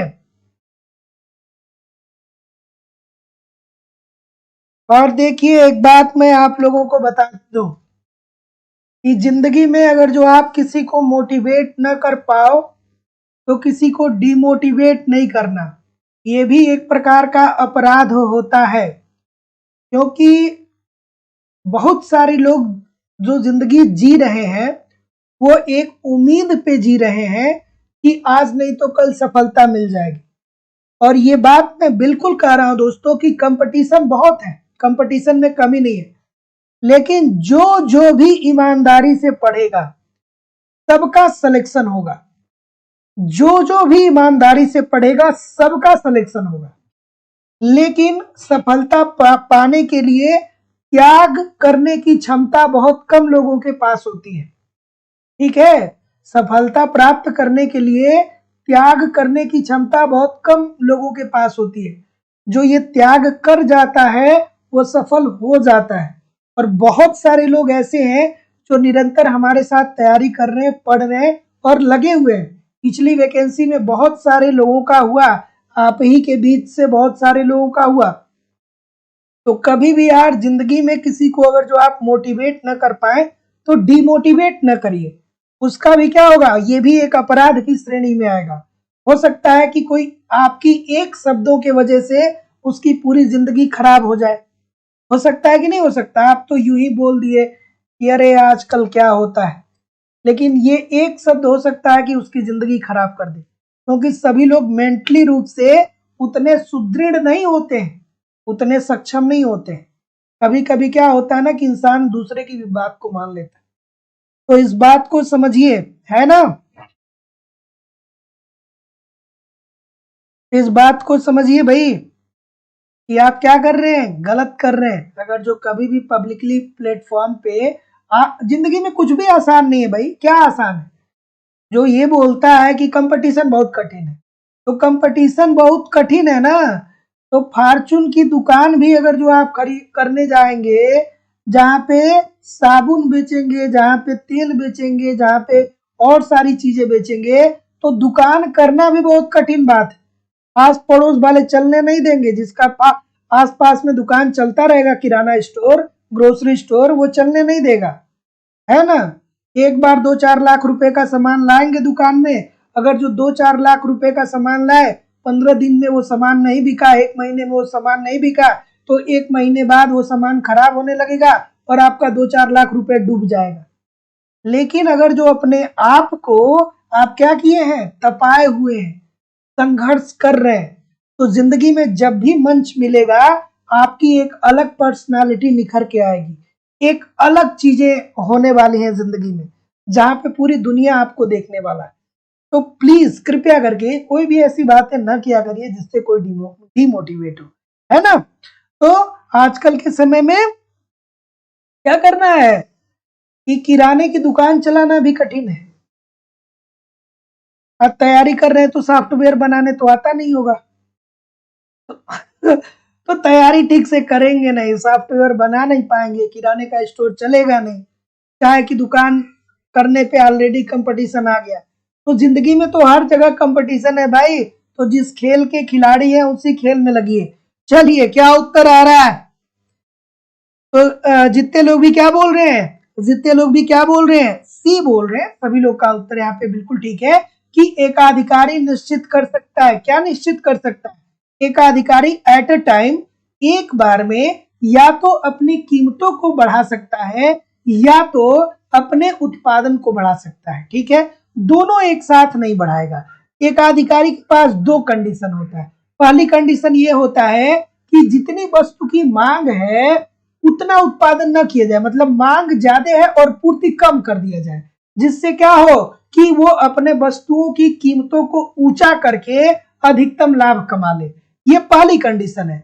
दूसरी कंडीशन में वो क्या कर सकता है कि जितनी वस्तु की मांग है उतना ही वो क्या कर दे, पूर्ति कर दे, उतना ही उत्पादन कर दे। और अब कम मार्जिन पे ज्यादा वस्तु को बेच करके अपने लाभ को अधिकतम करे। बट एट ए टाइम ये एक ही काम कर पाएगा, ठीक है। तो एकाधिकारी जो है वो एक समय में या तो कीमत को या तो मूल्य को निर्धारित कर पाता है। तो जितने लोग भी सी बोल रहे हैं बिल्कुल ठीक बोल रहे हैं। अगला प्रश्न ये रहा। अगला प्रश्न ये रहा, बिल्कुल ठीक है कि निम्नलिखित आरेख में उपभोक्ता की कुल बचत मापी जाएगी।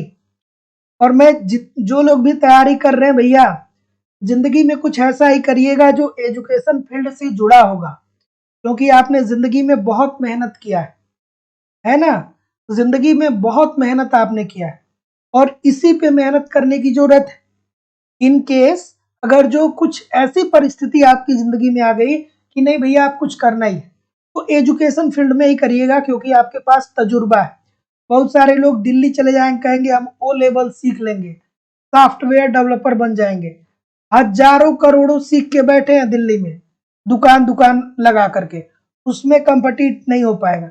तो जिस खेल के खिलाड़ी हैं वही गेम खेलिएगा, नहीं तो जिंदगी में असफलता पक्का है, ठीक है। जहां पे तजुर्बा है वहीं पे ध्यान लगाइएगा, नहीं तो असफलता पक्का है। चलिए उपभोक्ता की बचत की बात करें तो इसकी अवधारणा कौन देता है? मार्शल साहब देते हैं। मार्शल साहब क्या करते हैं? कहते हैं कि एक व्यक्ति जिस मूल्य पे किसी वस्तु को परचेज करने के लिए तैयार है और जो वास्तविक रूप से दे रहा है मूल्य, उसी के बीच का अंतर उपभोक्ता की बचत होती है, ठीक है। वास्तविक रूप से एक जो उपभोक्ता है, जैसे आप उपभोक्ता है, आपने सोचा कि चलो 40,000 रुपए का हम फ्रिज खरीद करके लाएंगे, एलजी का फ्रिज 40,000 रुपए खरीद के लाएंगे। अब आप मार्केट में गए, आपको पता चला कि ये 38,000 रुपए का ही है, क्योंकि 2,000 रुपए आप हमको डिस्काउंट मिल गया। तो ऐसी स्थिति में आपकी बचत कितने की हो जाएगी? 2,000 रुपए की हो जाएगी। हो जाएगी कि नहीं हो जाएगी? बिल्कुल हो जाएगी। तो यहाँ पे भी दोस्तों ग्राफ आपको यही बता रहा है कि यहाँ पे क्या है कि उपभोक्ता इतना कीमत देने को तैयार है, इतना देने को तैयार है, लेकिन वास्तविक रूप में वो इतना ही दे रहा है, अर्थात इसके बीच का जो गैप हो जाएगा ये उपभोक्ता का बचत हो जाएगा। तो जितने लोग भी सी बोल रहे हैं सभी लोग का उत्तर ठीक हो जाएगा। अगला प्रश्न, मिजरी इंडेक्स प्रदर्शित करता है। मिजरी इंडेक्स क्या प्रदर्शित करता है? मिजरी इंडेक्स क्या प्रदर्शित करता है? क्या उत्तर होगा भाई? पता है कभी कभी मतलब हो सकता है कि आप लोग मतलब जो भी इस तरीके की बातें करते हैं, हो सकता है कि आप इसके बारे में इतना नहीं सोचते हैं, लेकिन दोस्तों हम मैं 2-3 सालों से मतलब यहाँ पे लगातार क्लास ले रहा हूँ, और इस 2-3 सालों में एक अनुभव तो मुझे बहुत अच्छे से मिल गया है कि यहाँ पे बहुत सारे लोग ऐसे हैं जो जिंदगी में बहुत संघर्ष कर रहे हैं। कोई बेचारा होम ट्यूशन पढ़ा करके अपना पैसा निकाल करके टीजीटी पीजीटी की तैयारी कर रहा है। कोई हाई स्कूल इंटर के बच्चों को पढ़ा रहा है और वो टीजीटी पीजीटी की तैयारी कर रहा है, ठीक है। उसने जिंदगी में बहुत सारी असफलताएं देखी हैं, उसके बावजूद भी वो कड़ी मेहनत कर रहा है और फिर भी वो अपनी पढ़ाई को पढ़ रहा है। तो उसके संघर्ष को हमारी तरफ से क्या है? सैल्यूट है, ठीक है। बहुत सारे लोग ऐसे हैं जो हाउसवाइफ है, संयुक्त फैमिली है, लेकिन फिर भी लड़ रहे हैं, समझ रहे हैं कि भैया जिंदगी में कुछ करना है। और बहुत सारे लोग ऐसे लोग ही सफल होते ही हैं, ऐसे लोग ही सफल होते हैं। बहुत सारे लोगों को, इस प्रकार के लोगों को हमने सफल होते हुए देखा है ना। और जो लोग ऐसा कर रहे हैं वो बहुत दूर नहीं है सफलता के, बहुत जल्द उनको भी सफलता मिलने वाली है। लेकिन धैर्य बना करके कंसंट्रेट होकर के क्लास देखिए और इधर उधर की बातों में विचलित मत होइए, है ना। तो अगर जो आपको ये बात ये बोल देते हैं ना, तो किसी के दिल पे लग सकती है ये बात, है ना। तो ऐसी बातें प्लीज कृपया आप क्या करिए कि पब्लिक प्लेस में ना करिए, क्योंकि यहाँ पे बहुत सारे लोग ऐसे हैं जो जिंदगी की कठिन परीक्षा दे रहे हैं। हो सकता है कि आप अभी उस कठिन परीक्षा से नहीं जुड़ रहे हैं, उस आप कठिन परीक्षा से आप अभी नहीं गुजर रहे हैं, लेकिन यहाँ पे बहुत सारे लोग हैं जो जिंदगी की बहुत बड़ी बड़ी कठिन परीक्षाओं से गुजर रहे हैं, है ना। चलिए अगला प्रश्न आपके सामने ये रहा कि मिजरी इंडेक्स क्या प्रदर्शित करता है? तो मिजरी इंडेक्स हमें यह बताता है, किसने दिया था भैया? मिजरी इंडेक्स किसने प्रस्तुत किया था? मिजरी इंडेक्स प्रस्तुत किसने किया था भैया? तो ये किया था दोस्तों, किसने? आर्थर ओकुन साहब ने। आर्थर ओकुन ने, आर्थर ओकुन साहब ने मिजरी इंडेक्स को प्रदर्शित किया था। और कब किया था? ये किया था दोस्तों 1960 में। और इसमें इन्होंने क्या कहा था? इन्होंने ये बताया था मुद्रास्फीति की दर तथा बेरोजगारी के दर के योग को बताया था। ए बोल रहे हैं कि बी बोल रहे हैं? ठीक है, तो मिजरी इंडेक्स जो है वो इस मान्यता पे आधारित है कि उच्च स्फीति दर तथा उच्च बेरोजगारी दर किसी देश में उच्च सामाजिक लागत को क्या करता है? सृजन करता है। तो जितने लोग भी ए बोल रहे हैं सभी सभी लोग का उत्तर यहाँ पे एब्सोल्युटली 100% बिल्कुल ठीक हो जाएगा। अगला प्रश्न, कि काब डगलस उत्पादन फलन के बारे में निम्न में से कौन सा कथन सत्य है? कौन सा कथन सत्य है भैया काब डगलस उत्पादन फलन के बारे में? चलिए बताइए, क्या उत्तर आ रहा है भाई? प्रतिस्थापन की लोच इकाई के बराबर होती है कि नहीं होती है? क्या कहते हैं कि उत्पादन में दो तत्व लगे हुए हैं। पहला क्या है? श्रम है। पहला श्रम है। श्रम का कितना भाग लगा हुआ है? 3/4।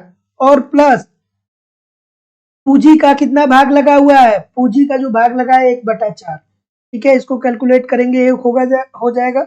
अर्थात ये प्रतिस्थापन की लोच को एक मानते हैं। और देखिए इनकी मान्यताओं के बारे में यहाँ पे दिया गया है। तो यह दीर्घकालीन उत्पादन फलन होता है, देयर इज नो डाउट, 100% ठीक है। जब दीर्घकाल होगा तो अल्पकाल होगा ही नहीं। और यह उत्पादन के वृद्धिमान प्रतिफल नियम को मानता है। नहीं भैया, ये भी गलत है। और इसमें साधन के प्रति उत्पाद लोच स्थिर होती है। ये ठीक है। तो जितने लोग भी बी बोल रहे हैं कि 1 और 4 सही है, सभी लोग का उत्तर ठीक। देखिए दोस्तों, ऐसे प्रश्नों के लिए आपको कॉन्सेप्ट पढ़ना पड़ेगा। ठीक है, अब चलिए अगला प्रश्न आपके सामने ये आया है। और इसको दोस्तों हमने एप्लीकेशन पे अभी कल या परसों पढ़ाया था कि प्रतिस्थापन प्रभाव क्या होता है और आय प्रभाव क्या होता है। ठीक है, तो जब हमने आपको क्या पढ़ाया था वहां पे, मांग का नियम, जब मैं वहां पे आपको करवा रहा था तो मांग के नियम के अपवाद जो होते हैं वहां पे हमने आपको नहीं, हाँ, मांग मक्र जो होता है वो दाहिनी तरफ क्यों गिरते हुए होता है, तो वही मैंने आपको पढ़ाया था कि मांग वक्र दाहिनी तरफ नीचे गिरते हुए क्यों होता है। तो हमने आपको बताया था कि प्रतिस्थापन प्रभाव के कारण, आय प्रभाव के कारण और सीमांत उपयोगिता ह्रास नियम के कारण। तो वहीं पे प्रतिस्थापन प्रभाव के बारे में बताया था। कमेंट करके बताइए कि प्रतिस्थापन प्रभाव क्या होता है। चलिए बताइए। बिल्कुल ठीक है, बिल्कुल ठीक है, बिल्कुल ठीक है। तो जितने लोग भी क्या बोल रहे हैं, गलती बहुत सारी हो रही है। बिल्कुल ठीक है। तो प्रतिस्थापन प्रभाव हमेशा धनात्मक होता है कि ऋणात्मक होता है भैया? इतने सारे लोग बोल रहे हैं। ऋणात्मक होता है कि धनात्मक होता है? कमेंट करके बताइए। प्रतिस्थापन प्रभाव हमेशा धनात्मक होता है कि ऋणात्मक होता है? और यहाँ पे दोस्तों पता है, यहाँ पे आपको यहाँ पे आपको हिग्स वाली अवधारणा याद आनी चाहिए।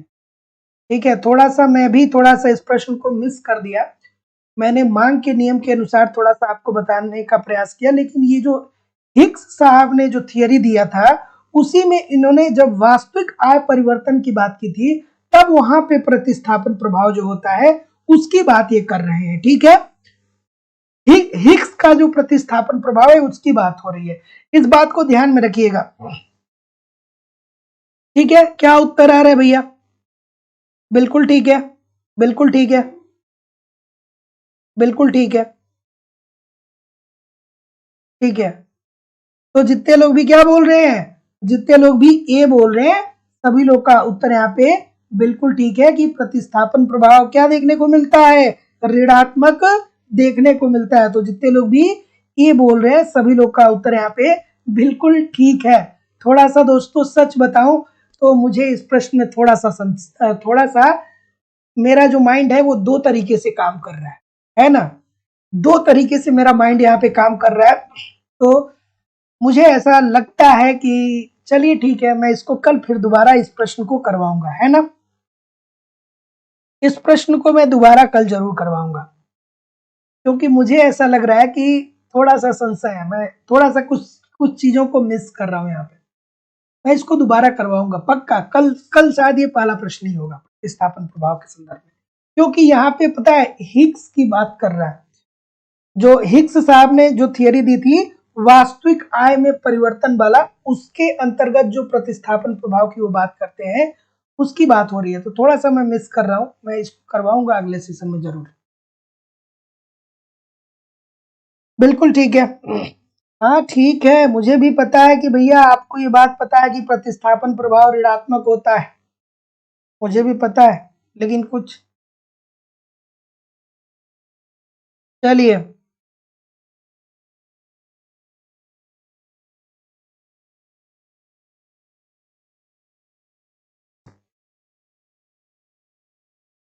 अरे भाई इसमें क्या होता है, इसमें यही तो देखने को मिलता है कि अगर जो वस्तु की कीमतों में कमी आती है तो लोग क्या करते हैं, अपने मांग को इंक्रीज करते हैं। चलिए मैं कल इस पे डिस्कस करूंगा फिर दोबारा।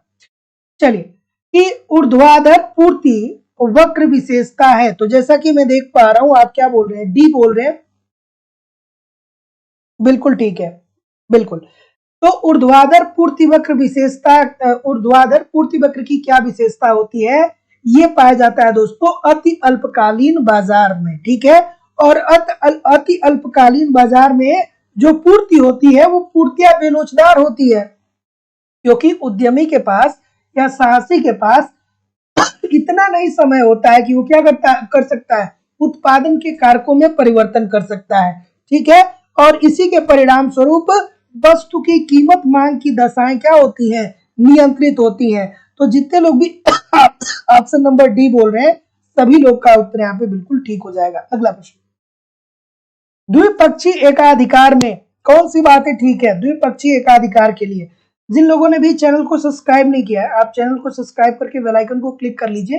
प्रत्येक दिन शाम को 7 बजे से क्लास होती है, और हमारी इकोनॉमिक्स की दूसरी क्लास जहां पे हम लोग इकोनॉमिक्स के कॉन्सेप्ट को पढ़ रहे हैं, बिल्कुल नया बैच प्रारंभ हो गया है। दोपहर में 12 बजे से आपकी क्लास होती है, और 12 बजे से क्लास लाइव आपकी होती है। इनकेस अगर जो लाइव क्लास आप नहीं ज्वाइन करते हैं तो बाद में रिकॉर्डेड क्लास भी मिल जाती है। कंप्लीट इकोनॉमिक्स के नोट्स भी आपको वहां पे दिए जा रहे हैं, प्रीवियस ईयर के क्वेश्चन पेपर और करंट सब कुछ प्रोवाइड कराया जा रहा है। टेस्ट सीरीज भी आपको मिल रहा है, और लाइफ टाइम की वैलिडिटी भी आपको दी जा रही है। इनमें से एक बार एडमिशन लेते हैं तो आगामी जितनी भी परीक्षाएं होंगी आप हमारे साथ पढ़ सकते हैं, बने रह सकते हैं। आप डिस्क्रिप्शन बॉक्स में जाकर के एप्लीकेशन को डायरेक्ट परचेज कर सकते हैं, या आप इस नंबर पे इंक्वायरी कर सकते हैं, कॉल कर सकते हैं, या व्हाट्सएप मैसेज कर सकते हैं। तो क्या उत्तर आ रहा है भाई, बिल्कुल ठीक है। कि द्विपक्षीय एकाधिकार के अंतर्गत क्या होता है, तो जितने लोग भी सी बोल रहे हैं कि देखिए सर जी, एक खरीदने वाला होगा और एक बेचने वाला होगा। तो द्विपक्षीय एकाधिकार का मतलब क्या होता है कि भैया एक ही बेचने वाला है, एक ही खरीदने वाला है। तो ऑप्शन नंबर सी, अर्थात एक क्रेता एक विक्रेता। अगला प्रश्न, जब उत्पादन के दो साधन पूर्णतः पूरक होते हैं तो समुत्पाद वक्र का आकार कैसा होता है। चलिए भाई, ज्योति चौरसिया जी, प्रभा कुमारी जी, नीलम कुमारी जी, रीता कश्यप जी, ललिता जी, दीक्षा जी, मालती जी, राकेश कुमार सिंह जी, चलिए चंद्रजीत यादव जी, इस प्रश्न का उत्तर करिए। बिल्कुल ठीक है, इजी सी बात है भाई। तो ये क्या होता है, एल आकार का होता है, या ये समकोणीय होता है। तो जितने लोग भी क्या बोल रहे हैं, सी बोल रहे हैं, बिल्कुल ठीक है। तो जब उत्पादन के दो साधन पूर्णतः क्या होते हैं, एक दूसरे के पूरक होते हैं, तो समुत्पाद वक्र का आकार क्या होता है, समकोणीय होता है। अब ऐसे प्रश्नों के लिए ही दोस्तों आपको कॉन्सेप्ट पढ़ना पड़ेगा, जरूर पढ़ना पड़ेगा, ठीक है, क्योंकि इसके पीछे बहुत लंबी चौड़ी कहानी है। चीज को नहीं समझेंगे तो भैया एक 2-4 लाइन में उसको डिस्क्राइब नहीं किया जा सकता। अगला प्रश्न कि चाय के मूल्य में 40 रुपए प्रति पाउंड से 50 रुपए प्रति पाउंड की वृद्धि के फलस्वरूप कॉफी की मांग 600 पाउंड से बढ़ करके 720 पाउंड हो जाती है, तो मांग की आड़ी लोच बताइए। मांग की आड़ी लोच का फार्मूला आज ही एप्लीकेशन पे ये भी बताया गया था। क्या बताया गया था? मांग की आड़ी लोच का फार्मूला क्या है? डेल्टा पी अपान डेल्टा क्यू, या आप ऐसे कहें delta Q upon delta P into P by Q. ठीक है, चलिए डेल्टा क्यू क्या इंडिकेट करता है दोस्तों? ये क्या इंडिकेट करता है बताइए, क्या उत्तर आ रहा है? डेल्टा क्यू क्या इंडिकेट करता है? चलिए बताइए, आराम से बताइए। बिल्कुल ठीक है, बिल्कुल ठीक है। मांगी गई मात्रा में परिवर्तन, तो परिवर्तन कितना हो रहा है? 600 से बढ़ करके 720 हो रहा है।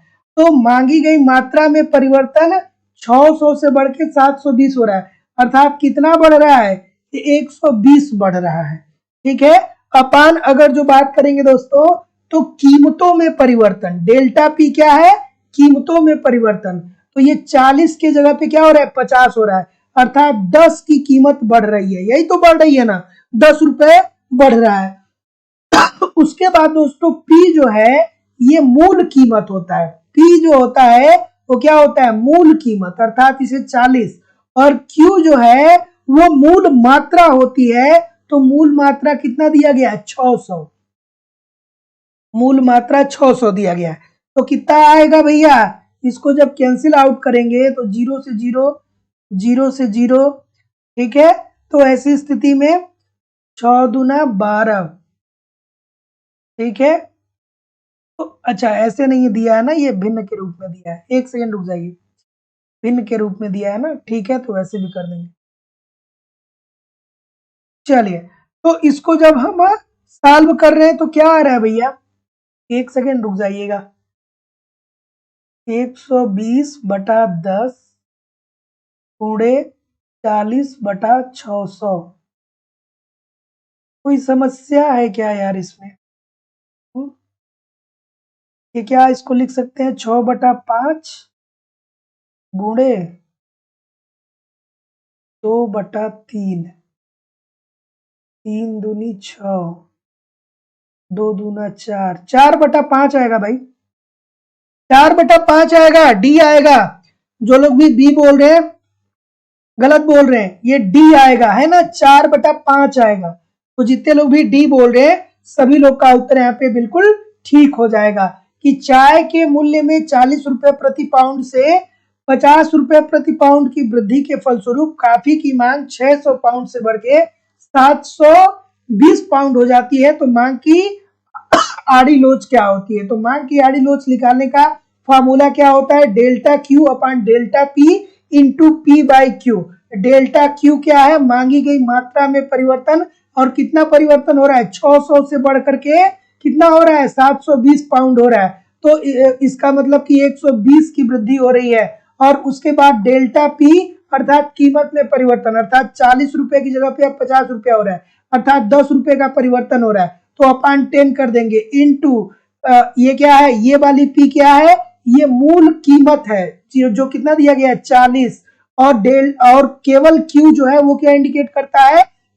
ये प्रारंभिक मात्रा, अर्थात 600। तो जब इसको सॉल्व करेंगे तो 120 बटा 10 इंटू 40 बटा 60। तो जितने लोग भी ऑप्शन नंबर क्या बोल रहे हैं? डी बोल रहे हैं, बी बोल रहे हैं। अगला, पूंजी को स्थिर करके यदि हम श्रम की मात्रा बढ़ाएं तो श्रम की औसत उत्पाद अधिकतम होगी। क्या उत्तर होगा? चलिए थोड़ा सा कैलकुलेशन भी किया करिए, है ना, कैलकुलेशन किया करिए, आलसी मत बनिए। अगर जो यहाँ पे आलसी हो जाएंगे तो एग्जामिनेशन हॉल में भी आलसी हो जाएंगे, फिर बगल वाले से कहेंगे अरे यार बता दो ना, मांग की लोच का फार्मूला तो मैं जानता ही हूँ, लेकिन सॉल्व कर रहे हैं तो थोड़ा सा इधर उधर हो जा रहा है। तो बगल वाला 4/5 को 2/3 बता देगा। आप बड़े खुशी खुशी उसे बोलेंगे, कहेंगे थैंक यू वेरी मच भाई साहब, आपने हमारा सहयोग किया। तो वो गलत उत्तर बता देगा और आप उसको थैंक यू बोल के चले आएंगे और आयोग भी कहेगा थैंक यू वेरी मच, आपने आकर के परीक्षा दिया। तो ऐसी स्थिति में आलसी नहीं बनना है, खुद से करिए। हो सकता है कि मैं कैलकुलेट कर रहा हूं, मुझसे गलती हो जाए, तो आप खुद से करिए ना, आप अपने ऊपर विश्वास रखिए। चलिए क्या उत्तर आ रहा है सर कि पूंजी को स्थिर करके यदि हम श्रम की मात्रा बढ़ाएं तो श्रम का औसत उत्पाद अधिकतम होगा। तो जितने लोग भी ऑप्शन नंबर क्या बोल रहे हैं, बिल्कुल ठीक है, बिल्कुल ठीक है, बिल्कुल ठीक है, बिल्कुल ठीक है। तो जितने लोग भी ऑप्शन नंबर क्या बोल रहे हैं, बी बोल रहे हैं, सभी लोग का उत्तर यहाँ पे बिल्कुल ठीक हो जाएगा। पहले चरण के अंत में तो पूंजी को अगर जो हम स्थिर मान ले रहे हैं और श्रम की मात्रा बढ़ा रहे हैं तो श्रम का औसत उत्पादन अधिकतम होगा। और श्रम का औसत उत्पादन कहाँ पे अधिकतम होता है, पहले चरण के अंत में होता है, अर्थात दूसरे चरण की शुरुआत में होता है, जहां पे उत्पादन के संसाधनों का प्रयोग कर भी बोल रहे हैं। सभी लोग का उत्तर बिल्कुल ठीक हो जाएगा। अगला अगला कि वस्तु रूपांतरण वक्र को प्राप्त किया जा सकता है। वस्तु रूपांतरण वक्र को कैसे प्राप्त किया जा सकता है, क्या उत्तर आ रहा है भाई। वस्तु रूपांतरण वक्र को प्राप्त किया जा सकता है, तो जैसा कि मैं देख पा रहा हूं, क्या बोल रहे हैं सर, इजी सी बात है। तो इसे हम किसके द्वारा, संविदा वक्र से प्राप्त करते हैं ना, उत्पादन के संविदा वक्र से। तो जितने लोग भी डी बोल रहे हैं बिल्कुल ठीक बोल रहे हैं कि वस्तु रूपांतरण वक्र को प्राप्त किया जा सकता है उत्पादन संविदा के वक्र से। तो ऑप्शन नंबर डी बिल्कुल ठीक है। अगला कि बाजार मूल्य पर राष्ट्रीय आय बराबर होती है। बाजार मूल्य पे राष्ट्रीय आय की गणना कैसे करते हैं भैया, चलिए ठीक है कि बाजार मूल्यों पर राष्ट्रीय आय बराबर होती है, किसके होती है भाई। तो जैसा कि मैं देख पा रहा हूं, ऑप्शन नंबर क्या बोल रहे हैं सर, बाजार मूल्य पे बोल रहा है। अब ये मत कहिएगा सर राष्ट्रीय आय क्या होता है कि किसी एक वित्तीय वर्ष में उस देश में समस्त वस्तुओं और सेवाओं के कुल मौद्रिक मूल्य को उस देश के राष्ट्रीय आय बोलते हैं। तो ऐसी स्थिति में जब आप केवल इतना पढ़ेंगे तो आप ऑप्शन नंबर डी पे चले जाएंगे, एग्जाम में बहुत सारे लोग जाएंगे। लेकिन बाजार मूल्यों पर जब हम राष्ट्रीय आय की गणना करते हैं तो इसमें से जो साधन लागत होता है, साधन लागत पर राष्ट्रीय आय तथा परोक्ष परोक्ष करों का ये क्या होता है, तो जोड़ होता है। तो जितने लोग भी बी बोल रहे हैं सभी लोग का उत्तर यहाँ पे बिल्कुल ठीक है। थोड़ा सा ऑप्शन में क्या दे दिया है, मिसप्रिंट दे दिया है, इसको क्या देना चाहिए था कि जो बाजार मूल्य पर राष्ट्रीय आय होता है वो साधन लागत पर राष्ट्रीय आय तथा परोक्ष परोक्ष करों के जोड़ के बराबर होता है। तो जितने लोग भी बी बोल रहे हैं बिल्कुल ठीक बोल रहे हैं। अगला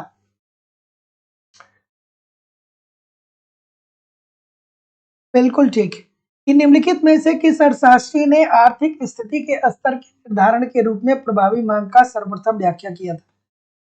नहीं ठीक है, अगर जो सब्सिडी नहीं दिया है तो उसका मन भाई, नहीं दिया है तो नहीं दिया है, जो दिया है उसमें से बेहतर चुनिए, जो दिया है उसमें से बेहतर चुनिए। चलिए क्या उत्तर होगा भाई, क्या उत्तर होगा बताइए। ऑप्शन नंबर बी बोल रहे हैं, माल्थस की बात बोल रहे हैं। तो निम्नलिखित में से किस अर्थशास्त्री ने आर्थिक स्थिति के स्तर के निर्धारण के रूप में प्रभावी मांग की सर्वप्रथम उल्लेख किया था, तो वो थे दोस्तों, वो कौन था, वो थे माल्थस। तो जितने लोग भी सी बोल रहे हैं सभी लोग का उत्तर यहाँ पे बिल्कुल ठीक हो जाएगा। और इसी बात को ले चल के किन्स साहब ने बाद में प्रभावी मांग को और विकसित किया और कहा कि प्रभावी मांग क्या होता है, समग्र मांग समग्र पूर्ति के बराबर होता है। अगला कि क्लासिकल रोजगार सिद्धांत में श्रम बाजार का पूर्ण निकासी किससे होती है? चलिए भाई बताइए। बिल्कुल ठीक है। किसकी याद आनी चाहिए?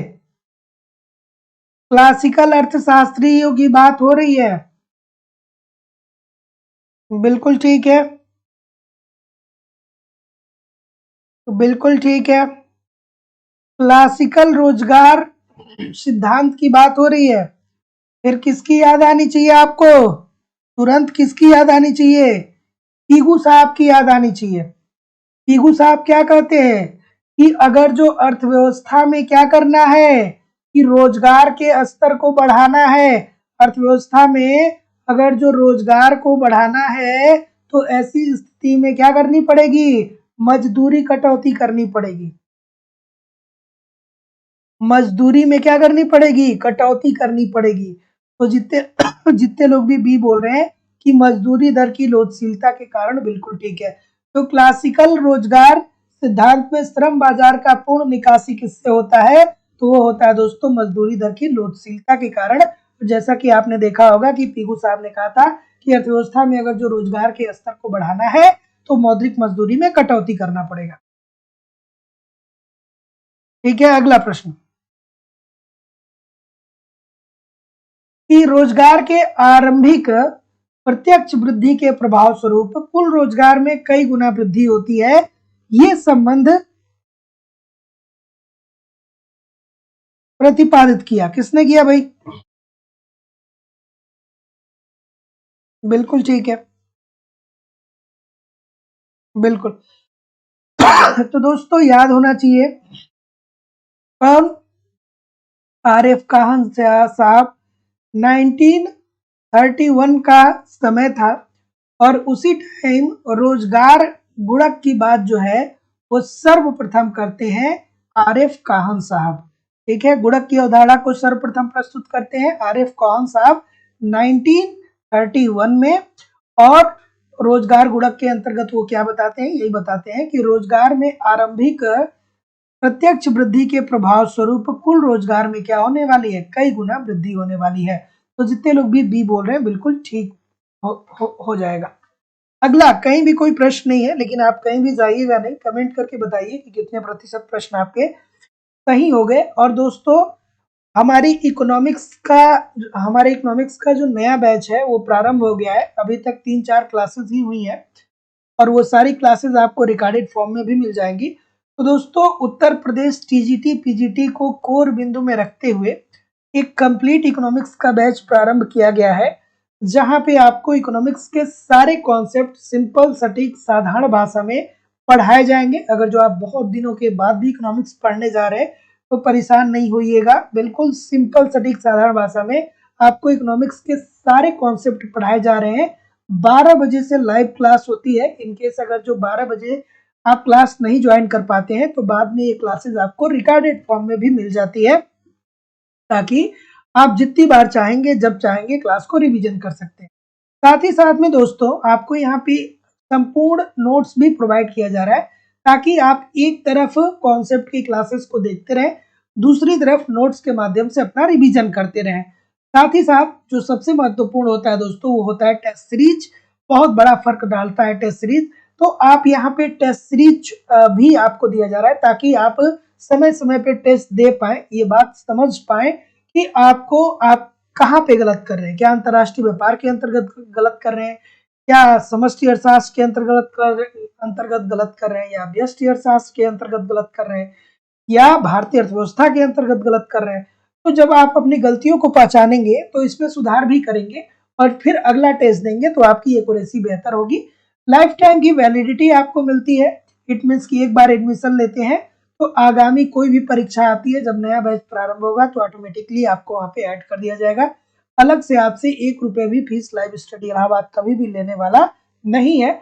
एडमिशन की फीस केवल और केवल 2,000 रुपए है। तो आपको अपनी फीस इस नंबर पे पेमेंट करना होगा 9415 863 873। इस नंबर पे अपना फीस आपको पेमेंट करना होगा। गूगल पे, फोन पे या पेटीएम के माध्यम से फीस पेमेंट करेंगे और इसका स्क्रीनशॉट आपको इसी व्हाट्सएप नंबर पे सेंड करना होगा। किसी भी इंक्वायरी के लिए सेम नंबर पे आप कॉल कर सकते हैं, व्हाट्सएप मैसेज कर सकते हैं। आप डिस्क्रिप्शन बॉक्स में जा सकते हैं, वहाँ पे एप्लीकेशन का लिंक दिया गया है, एप्लीकेशन डाउनलोड करके डायरेक्ट भी कोर्स को परचेज कर सकते हैं। तो जाते-जाते वीडियो को लाइक करते हुए जाइए, शेयर करते हुए जाइए। तो thank you very much everybody. मिलते हैं नेक्स्ट क्लास में कल शाम को 7 बजे। तब तक के लिए आप पढ़ते रहिए, आगे बढ़ते रहिए दोस्तों। नमस्कार, धन्यवाद।